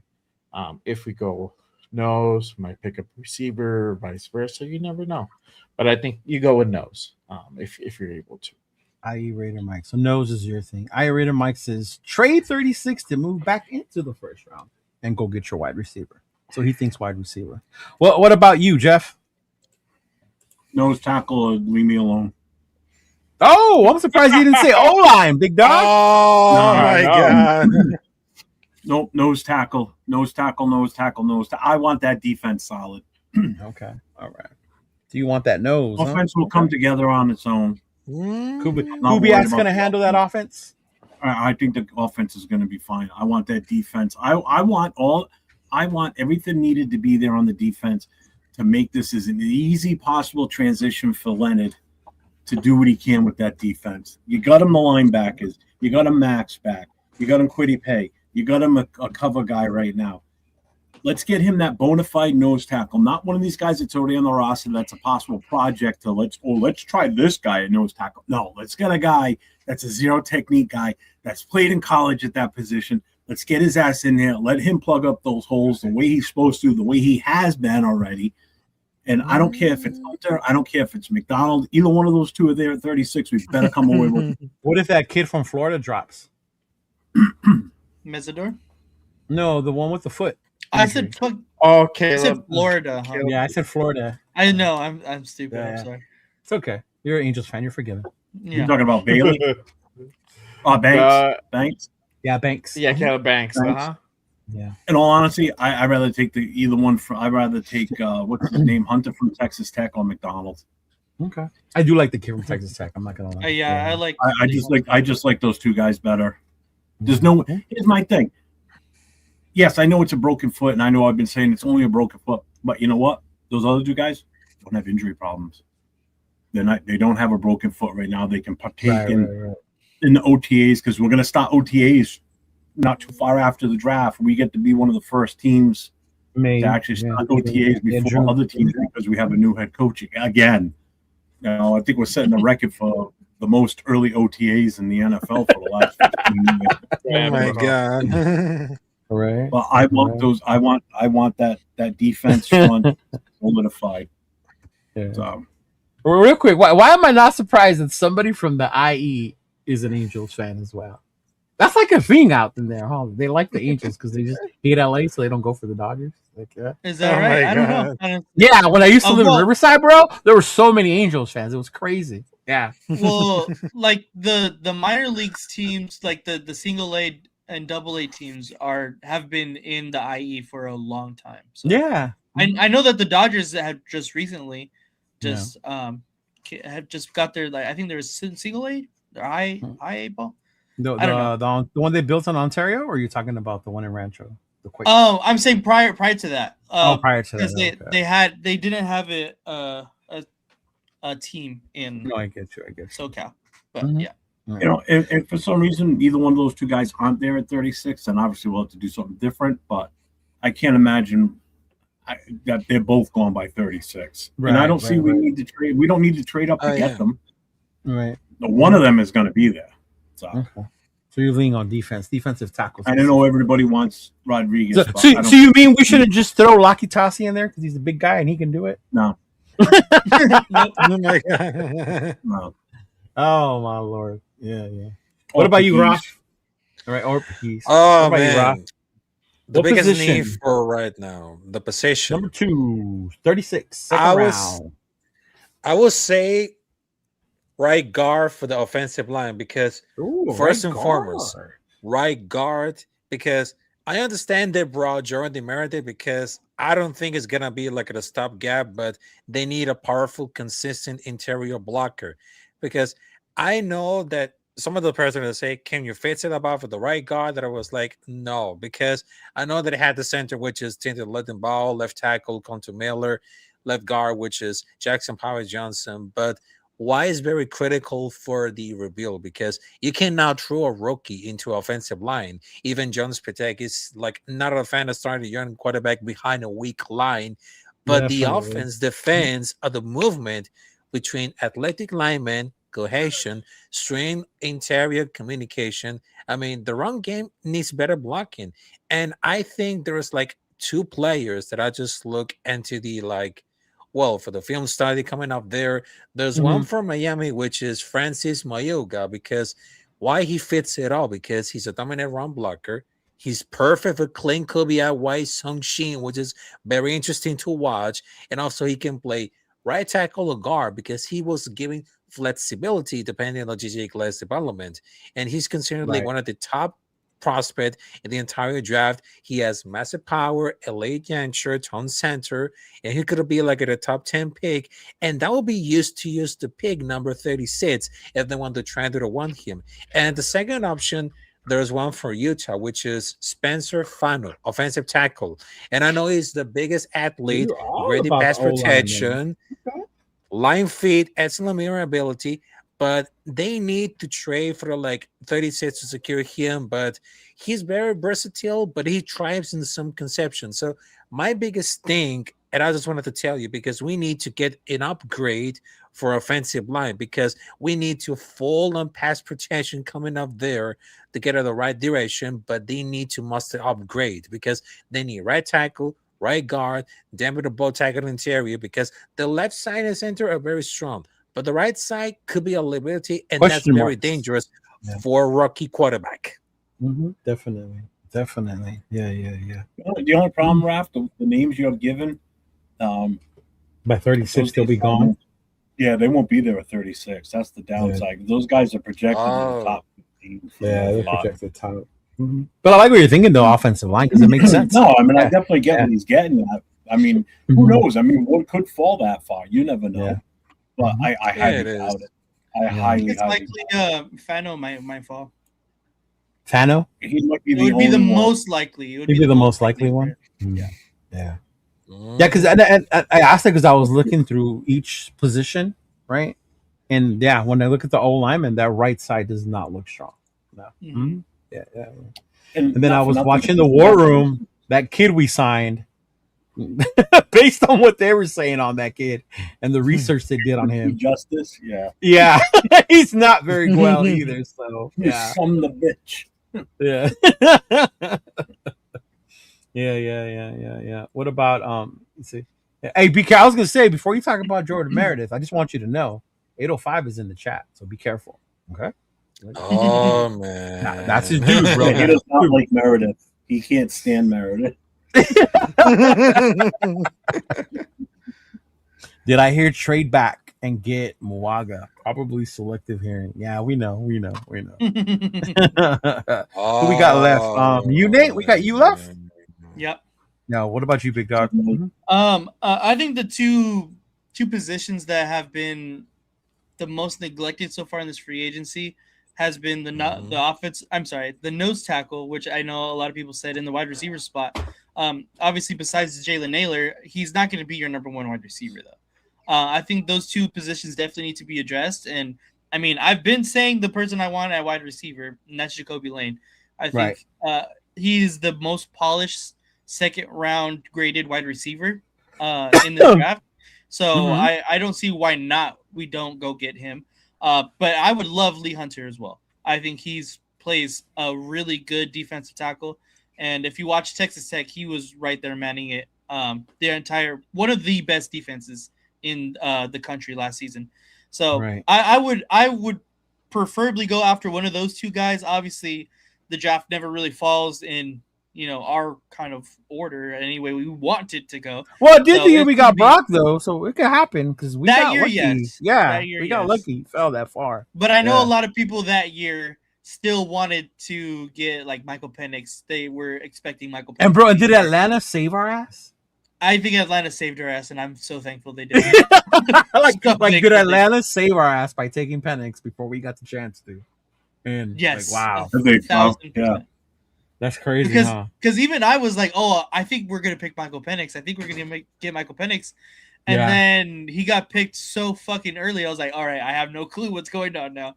And then Brock Bowers fell to us, and I was like ecstatic because I knew exactly what Brock Bowers was. But to go back to this draft, I would be happy with addressing either of those spots. Obviously, my two preferable players would be Lane and Hunter, but I'm not against any of the other prospects that are graded as high as those guys at that spot. Right. If Fano drops to the low mid-20s, then do you try to trade back up? See, I think if Lemon drops that far, I'm giving fucking everything done. Yeah. I'm surprised no one says wide receiver. Maybe I'm just the only one who's like, go get a wide receiver at 36. Yeah.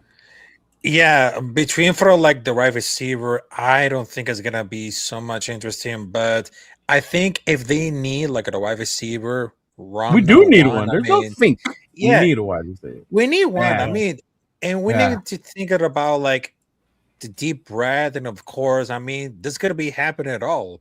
But some people that say we need to get improved with a lot of the defense coming out there.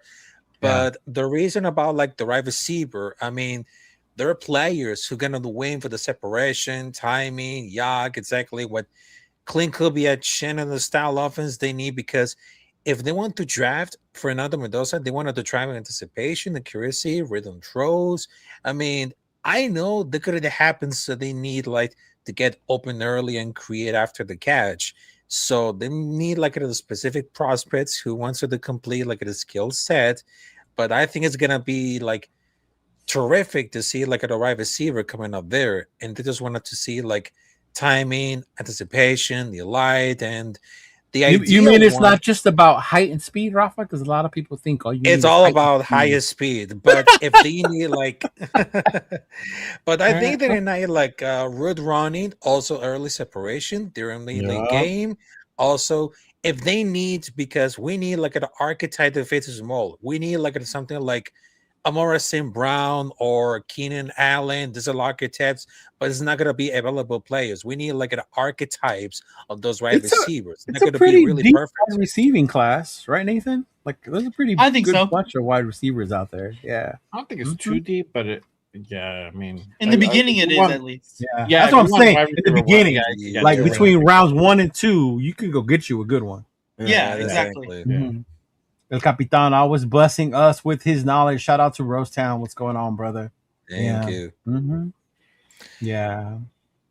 See, and I heard this Thank part too. One, I'm glad you brought it up. I think early yeah. wide receivers are a luxury. Are they a luxury though? Because when you think about it, they get paid a lot, wide receivers. Hmm. So if you can get a rookie wide receiver, right, on a rookie contract for a couple years, that saves you on the cap as well. Yeah. That's why I don't think like looking for one in the draft is not a bad idea, man. hmm I mean, it's not a bad idea because if we needed to get involved, I mean, there's like wide receivers coming out for the draft, which is from college football. I mean, they're really matching the profile. There's Carnell Tate, there is Michael Lemon, also there is Omar Cooper Jr. I mean, if they want to see a scheme fit for Clint Kubi of offense, because it's all about like the timing, driving style coming out there. I think it's very important to see about the film study. Why receivers could be so much important because I understand we got tight ends, which is Brock Bowers. Also, we got running back, which is Aston Genty. But our priority could be like the offensive line and of course the right receiver. And I understand there's some people that can really match up the lights coming up there. It all depends for speed. It all depends for accuracy. It all depends for the perfect timing. But when it comes to great cash for the quarterbacks, I mean, some wide receivers could be really good. Some when they don't, because if they need to get improved, a lot of to match all that profile that even they look at it. I mean, there are some players who can really play good, but some Boston. players they need to really to get improve to get a lot of things better when it comes after the combine. So I think it's gonna be really easy to find out the wide receiver number one, which is gonna be really drafted at all. But I think it's gonna be looking for like the archetype, like just told between for like Carnell Keenan Tate. Allen style, Amon Sam Brown. I mean, not many wide receivers had a very magical when it comes to speed and timing. Yeah. There's some really good wide receivers, man. Yeah. Hmm. It'd be nice to have one, but I don't know. Maybe that's just my hatred towards Nathan's favorite player Yeah. on our team. I'm getting his jersey. I'm sure you are. Maybe not a real one, not a real I one am like from sure the you Raiders are. store, but Right. You eventually. want me to order one for you, dog? I got you. Oh my god. Oh my god. So before we head out, one last thing I wanted to share with you guys. The commitment to excellence. Is it back? Is it coming back? Ever since the trades, the free agency, the new thing came out from Vegas about our over under. Right, our over under now is at what I believe 5.5 wins. 5.5 wins. And I was trying to find the tweet, but I must have deleted it because I was cleaning out my phone the other day. I couldn't sleep, so I just started deleting shit. But our voice of the Raider Nation, JT the Brick, right, saw what our over under was, and he said he's not a gambling man. He's not a gambling man. But if he was, he would bet the house on the Raiders and the over 5.5 wins, which sounded pretty confident. And there are a lot of people in the tweet. I don't know if he removed it. That's why I didn't find it. But there are a lot of people in there like, well, would you bet your house on this? Oh, I'm not a betting man. I own a house. Like all kinds of shit happened. In that chat, I was just like, "Ooh!" I started eating popcorn reading the comments on that shit. But anyway, I wanted to bring it up here to you guys. Was the over under the 5.5? Where are your feelings as far as where we're at? Do you see us right now where we're at being over that or under? And we'll start with you, Jay. How much over? Doesn't matter. You just got to go over 5.5. Like if you were to bet, if we win 6 games, you win. Yeah. If we win 5, you lose. Yeah. Yeah, I mean, I think over. Over. When I say over, I'm not talking about like a whole lot over. I think that's 6. Okay. 6, you would 7, say over the like 5.5. tops. Okay. Yeah. Okay. All right. We're in a better shape than we were like 3 weeks ago. Yeah. What about you, Rafa? Over under 5.5 wins. Ooh, between for the commitment to excellence is coming back, because I'm gonna tell like very specifically, because it's been a lot of years of suffering and everything. But I think between for the commitment to excellence, I think it's gonna be getting back with a lot of purpose, with a lot of discipline coming up there. I think the old school football, it might be get back, but the passion is still intact, because I know exactly what type of fans that we need it for, because never forget those diehard fans who get in there for the Oakland Raiders back in the last season, Here we go. 2019. And of course, the culture is still very intact because we have a lot of fans. But we need to get a lot of teams getting really improved, because this is not going to be like a sort of like the same story coming up there, because it's not going to happen, because those things are really changing it all. If we needed to bring it back, the essence, and of course, bringing it back, all the things that we remember about like capturing the essence, and of course, the culture, the tradition, I think it's going to be really safe to get it really back, because not only we're going to take care about like the draft coming out there for the players, it's all about the players and of course the fans, which really moved to us, because this organization, they need to get improved. And the longer to say committed to excellence, they need to get it come back. But a lot of purpose, a lot of mentality to say, wake up, and of course, choose violence, of course, play football. I mean, that's the motto carried there for every day. But over under 5.5 wins. Mm-hmm. Which one? Over or under? Do we win more than 5.5? Over 500. Over 500. Over 5.5. Yeah. 5.5. So do we win 6 or more games this season? Yes or no? I think it's gonna be like really difficult, but I want to see like 7-8 wins. 7-8. Damn. Okay. All right. Jeffrey. Under. Under. Under. Why under? When we go over, I'll be like, oh my god, we went over. I'll be happy. Yeah. You'll be happy. Okay. I told you, I'm not putting numbers on wins. So you want to keep your expectations low, so if we do it, you'll be excited. Yeah, man. I think 6 is low. I think 6 is low. I don't think 6. I'm staying double your wins. Way under the 5. So when we do only win 3 games, I'm not going to be upset. JT, nobody should be upset if we only win 3 games this season. Right? Really should. Yeah. What about you, Nathan? Mike says 6. It's hard to say. I want 6, to say 7. I want to say over. Ralph. Ralph, I love it. Yeah, I want to say over because I do believe we're gonna get to Coach 6 or says under. 7, but okay. I'm more confident in saying under. Because I mean, fuck, last year I said something stupid like 11 or some shit. No, like you can't blame yourself for that one. I'll excuse you because we all get excited when that schedule comes out, and we go off in Raider universe, right? We win everything, and we sweep the Chiefs, we sweep the Chargers. Yeah, me and Jeff had like 11, 12 wins. I remember one fucking.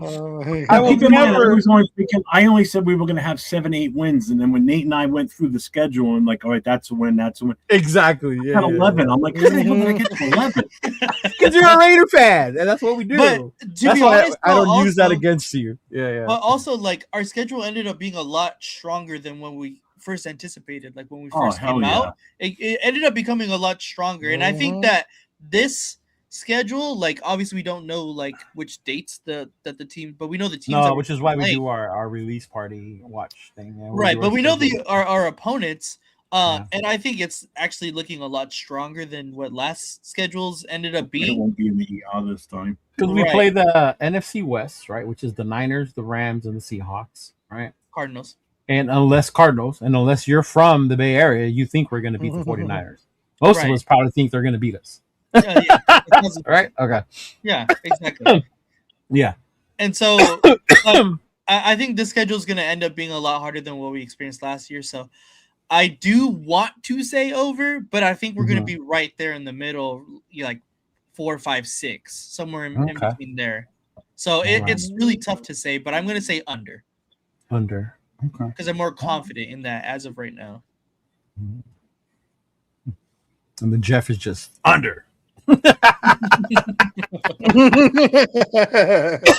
expectations. I'm trying to keep until we do our May show with the schedules, and then that's when we start looking at the schedule, and then we look up and we're like, "Oh shit, we're at 8 or 9 already." Dude, how did we win the Super Bowl? But you can't blame us for that because we're Raider fans, y'all. We're Raider fans. Trade down for another first round pick. I can't find the tweet. Boy. I don't know if he deleted it or not, bro. I can't find it. I wanted to show it to you guys. It was just funny the way people were in the comments. Like, well, if you're so sure, why don't you do it? Like, I was like, oh shit, yeah. I mean, I don't know. I think I said it. I say Tuesday, Jeff, or last week? We're still gonna pick in the top 10. I think I said it was Rundown. I said it when I was on with Rundown. Yeah, I don't think it was. Definitely wasn't last night. Yeah, Rundown asked me if we were still picking top 10, and I go, well, how many wins does it take to get the top 10? I think the number was like 5 or 6. If you only win that many games, you land in the top 10. Someone that's where we're going to be at. Like, I think that's where we end. Realistically, I think that's where we end. Yeah, honestly, like 4, 5, 6 is my range right now. Yeah. Mm-hmm. Yeah. Yeah. He's like, doing a mock draft, and the Jets just offered me a trade. We're back in business, people. I traded back. Oh my god, this dude. Yeah, under 5.5 is an early draft pick. I would not be mad at that. Mm-hmm. Right, and I would. And it's funny because, and I'll ask you guys this, and then we'll get out of here. If we do win more than 5, 6 games, say 8 or 9, puts us in the teens, right, out of the playoffs. Is that bad? Or would you guys be cool with that? I'd be cool with that. Yeah.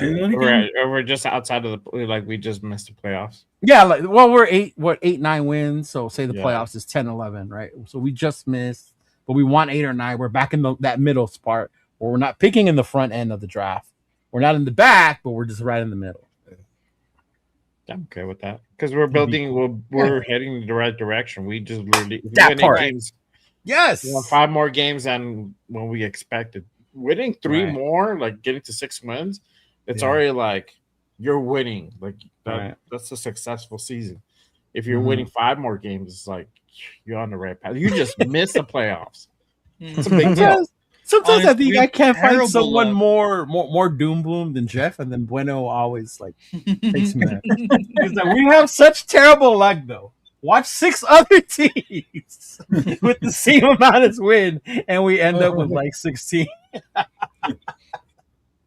Oh man, yeah. Mm-hmm. What about you, Nate? would you see that as like, damn, that fucking sucks? I wish we would have been top 10 or no? You know, it's hard because where does Jeremiah Smith go?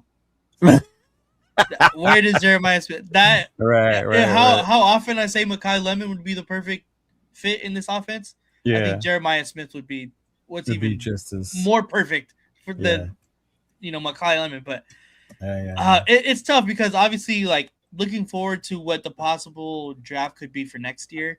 Like obviously we want to get a high pick to secure one of those top guys, but obviously the whole thing is about winning football games in the season that you're playing. If we end up being, right there in the middle 15, 16, 17, 14, 15, 16, whatever it may be, I think I'm with Jay. It means that we're headed in the right direction. It means that we're progressing. True. To bring it all back to the draft, I think that next year, we always say next year is going to be a better draft class, but I actually do believe that next year is going to be a better draft class. We always say that until people get hurt and people don't come out, and I outpay somebody else more and they stay. Yeah. Exactly. They flat out just suck. Right? Like Jesus Christ. Yeah. You're right. And there's supposed to be a lot. They're supposed to quote unquote again. Let's we're not even through our draft yet. But there's supposed to be a lot more quarterbacks coming out next year, so that always, kind of swings the other position players towards the end of the draft. So we'll see, obviously. But I just as far as Raiders and winning football games, I think that I'm gonna have to go with Jay that we're gonna see progression, and I think that I wouldn't be upset at 14, 16. What about you, Rafa? Would you be happy with 8-9 wins? Yeah, I'll be pretty happy because I know this is going to be it doesn't matter. It's going to be 7 or 8 wins. I don't care because it's going to be like something to get to build. Right. You're building on something. Okay. Yeah. What about you, Jeffrey? I'll take whatever. You'll take whatever. You'll be happy. Watch season. As long as the team looks better than what it has been, and right along with what Jay said is the progression that we're going in the right direction. We're not finishing looking like shit. The defense can't stop anybody. The offense can't put points on the board. So, yeah. And I think that would make a big difference too. I mean, the defense is already light years ahead of last year. Then whatever we pick up in the draft helps. Yeah. Yes. But no, all honesty, talent-wise, like physical talent of the players that we brought in is way better than what we had last year. Okay, so that only means I'm a lot happier not relying on the Bergs as our linebackers. Yeah. Oh my God, yeah. But the other thing too is if the defense is that good and we can add a piece, meaning like a nose tackle in this draft that makes it even the next level up. When we're holding teams to lower points, it's less stress on the offense. We don't have to go out and put 30 points on the board to beat teams. We can put 21, 24 points on the board and win some games, or at least be in games where we're only losing by a couple of points type of thing. We're not getting blown out because our defense is so awful. We're not having shutouts. It's not like you go get a beer, you come back and it's 21-0. Like, what the fuck happened? I know, pick six. That Philadelphia game, bro. I swear to God, that's how it felt. The Washington game too. The Washington game too, Nate. We saw that one. Yeah.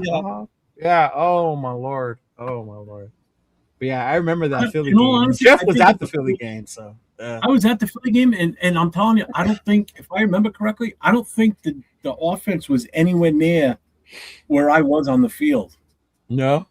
We were sitting. I remember the defense going up and down the goddamn field like it was nothing. It was like crazy, because their offense was just pushing us all around. Our offense couldn't even get first downs on a consistent basis.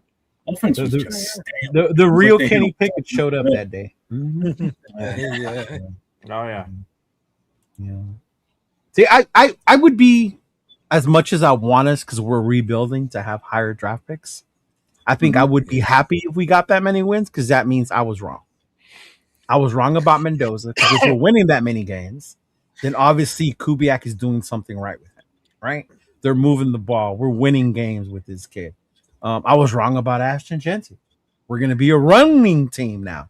if we winning that many games, that means Deuce, right? Genty is having an even better season than he did the year before, right? Maybe that be scoring touchdowns or I'm the only one with it, by the way, and I'm called the Genty hater. I'm just saying. Uh-huh. But yeah, and I would love that. I really would, because it's like how you said, just to see my team being more competitive, going to Vegas, right? And showing up to a game, and then when I get excited that we won from our birthday, I don't come back on here and but it was just the Titans, Leo. Get over it. Like, goddamn, bro. Like, let me enjoy the Let me get my way, goddamn. You know, like, goddamn, y'all just burst my bubble. Can't have nothing. Yeah. Like, yeah, Jesus Christ. But yeah, I mean, I would be happy as much as I know and to me, that's with me in my mind. I know we're doing this in the long term. It is. I don't expect Super Bowl. Oh, Jaden took the Redskins to the NFC Championship year one. I did it. Like, I don't expect that next year. Like, yeah, this is going to be an ongoing building process. And you got to be patient with Kubiak and with Leonard. Leonard is his first time being a DC. Yeah. Yeah. On a new scheme, on a new system. Yeah. And we gave him all kinds of new toys to play with now too. So yeah. Hey, where's the flags that every time he's been to a game, it's been a punt fest? All right. Oh, bro. Noah's first game was that Minnesota game that we lost. What, 3-0? Oh man. Oh, my Oh yeah, That was like Noah's a first game in Las Vegas, bro. oh, Of that poor all kid. games, that was his All first game. games to take a kid to. I Mhm. thought we the were most gonna tie boring game scoreless, ever. bro, at one point. Oh my god, he's like, we didn't even score, Uncle. They got lucky. Oh man, I remember that. Oh my lord, yeah, that kid. That kid's been through it, man. That kid's been through it already in his short little career as a Raider fan. Yeah. But yeah, man, Rafa, appreciate you being here. Let them know what you got going, where they can follow you, what you're doing. All right. So my YouTube channel is at Capitan Rafucho. I provide live streams. I provide my podcast, which is Straight Outta Nation, the Combat Club. Also, you can follow me on Instagram at Capitan Rafucho 93. Also, I got my Twitch, Kick. Well, some of the social media coming out there. I mean, it's been a pleasure to be here with the Raider Connection to talk about the importance about the Raider Nation and the course and breaking news coming out there. So thank you very much. I really appreciated that. Really. Hey, no problem, bro. It was a pleasure Yes, having you here. Good fun having Yes, you it when you is. get to them. Yes, Yeah. it is.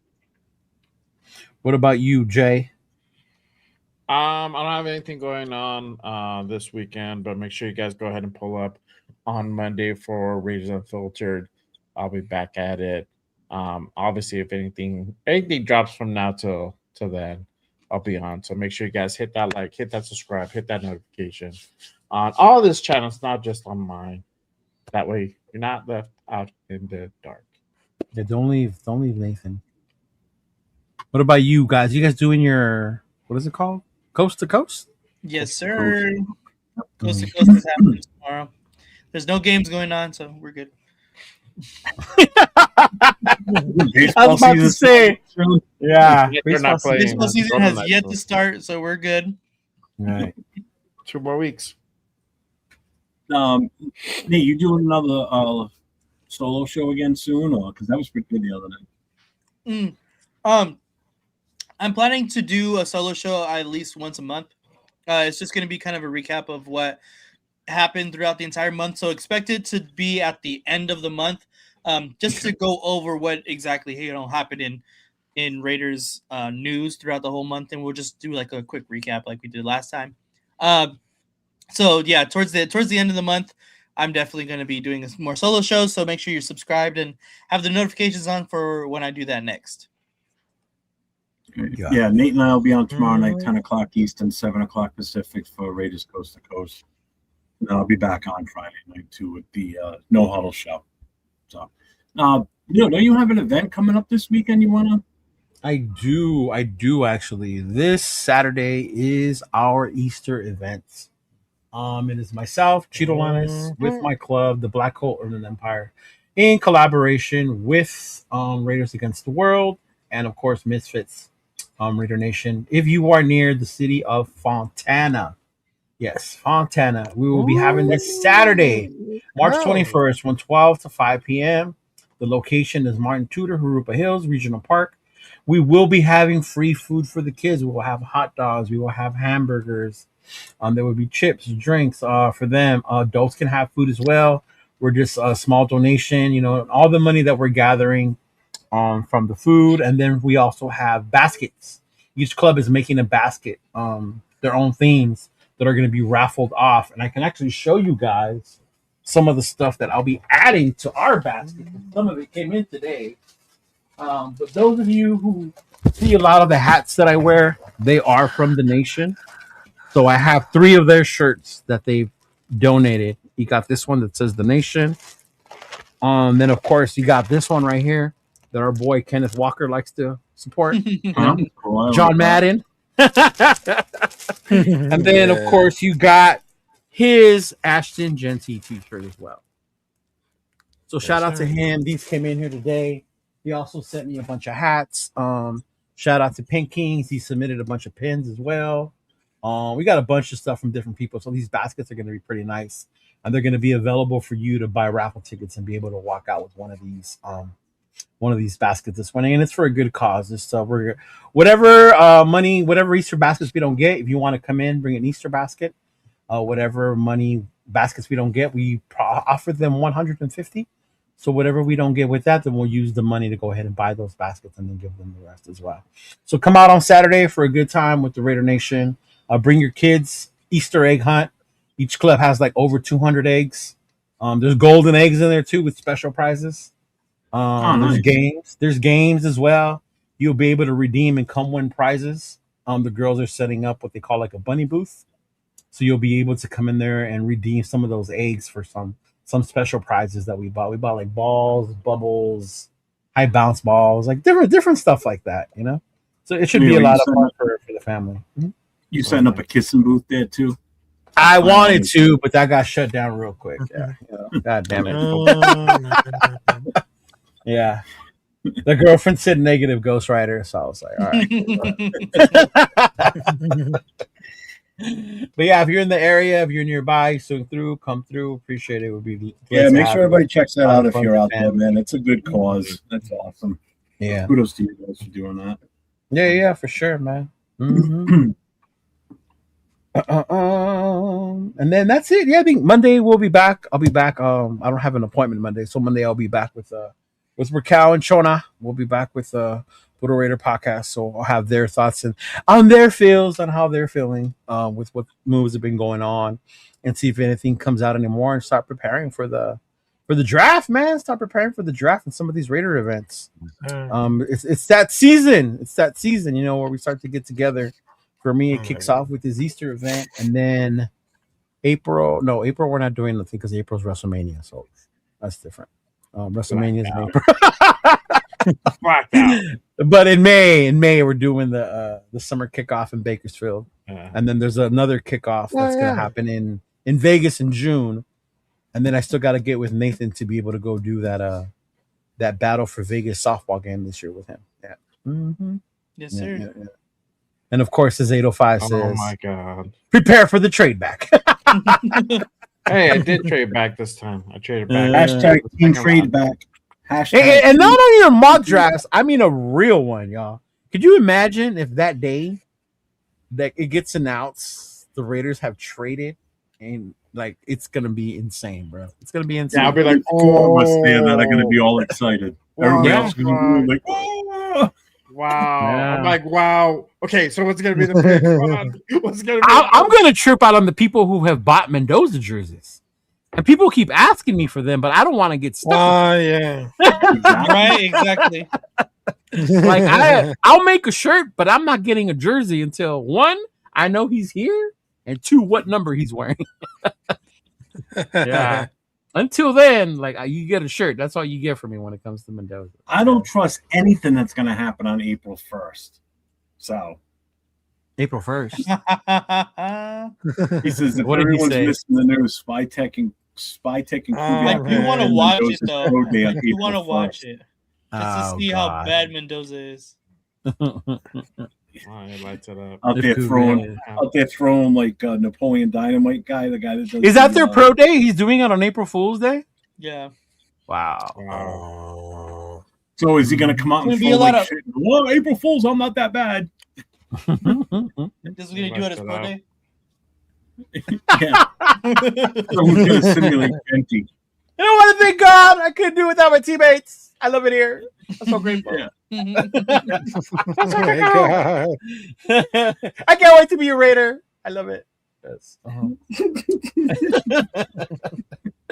But yeah, hey, all bullshit aside, I make fun of him now. But if we draft him, watch. I'm gonna be a fan, just like I am with Genty. That's why Nathan says I don't deserve to have this shirt because I make fun of him a lot, but I still cheer for him. All right, y'all. Anything else? Anything else before we bounce out of here? No. Nope. I'm good. All right, good show, fellas. Appreciate y'all once again. Thank you to everyone for the 1K. Shout out to Jeff for hitting his 2.5K. You know, do that. Nathan, we gotta get you going, big dog. Yeah, make sure if you haven't already, get over to LV 500 mark. Right, you gotta get him there. We got to get the toughness out of you. We got to get that dog in you. What's the other one? I see that dog, bro. We got to get all that out of you. Oh, then of course the beach event. I forgot about the beach event, Nathan. Oh, when is that? I totally forgot about Chica. that. Yeah, Bolsa Chica's in June. June, I think. Yeah. Okay. Yeah, Bolsa Chica's in June. Yeah. There are a lot of shit's going to be coming up, so. Anyway, appreciate y'all. Thank you for tuning in. Appreciate y'all. Peace out. Peace. Stay safe. Let's go. Raider Nation. It's time to connect. Leo, Jay, Nate, Jeff, right. Yeah. Silver and black. The crew is insane. Breaking down the madness before you can blink. Another week, wow, another storyline. But the Raider connection keeps it all in line. From Vegas lights to the East Coast grind. We talk that truth, no filter, no rewind. Four voices strong, so buckle in tight. It's time to bring the nation to life tonight. This is the Raider Connection Show, where the silver and black stories flow. Leo, J, Nate, and Jeff on go, breaking every play down blow by blow. R-N-4-L, you already know. Welcome to the Raider Connection Show. Leo with the facts, breaking down the scene. Jay brings the fire, keeping takes real mean. Nate on the road with the vibe and the view. And Jeff swings heavy when the nation needs truth. Wins or losses, we show up proud. Raising Raider Nation, loud and loud. Hit that chat, pull up, don't wait. This is family, this is connection, this is fate. Silver shields up, the energy grows. Four voices united everywhere that it goes. Every first down, every heartbreak hit. Raider Nation stay locked, we don't quit.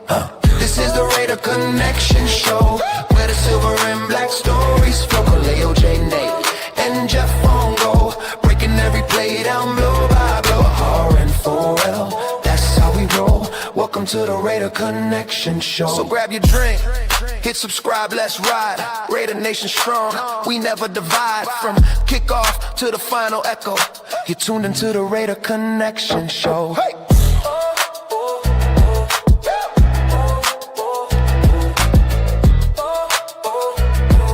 You're tuned into the Raider Connection Show.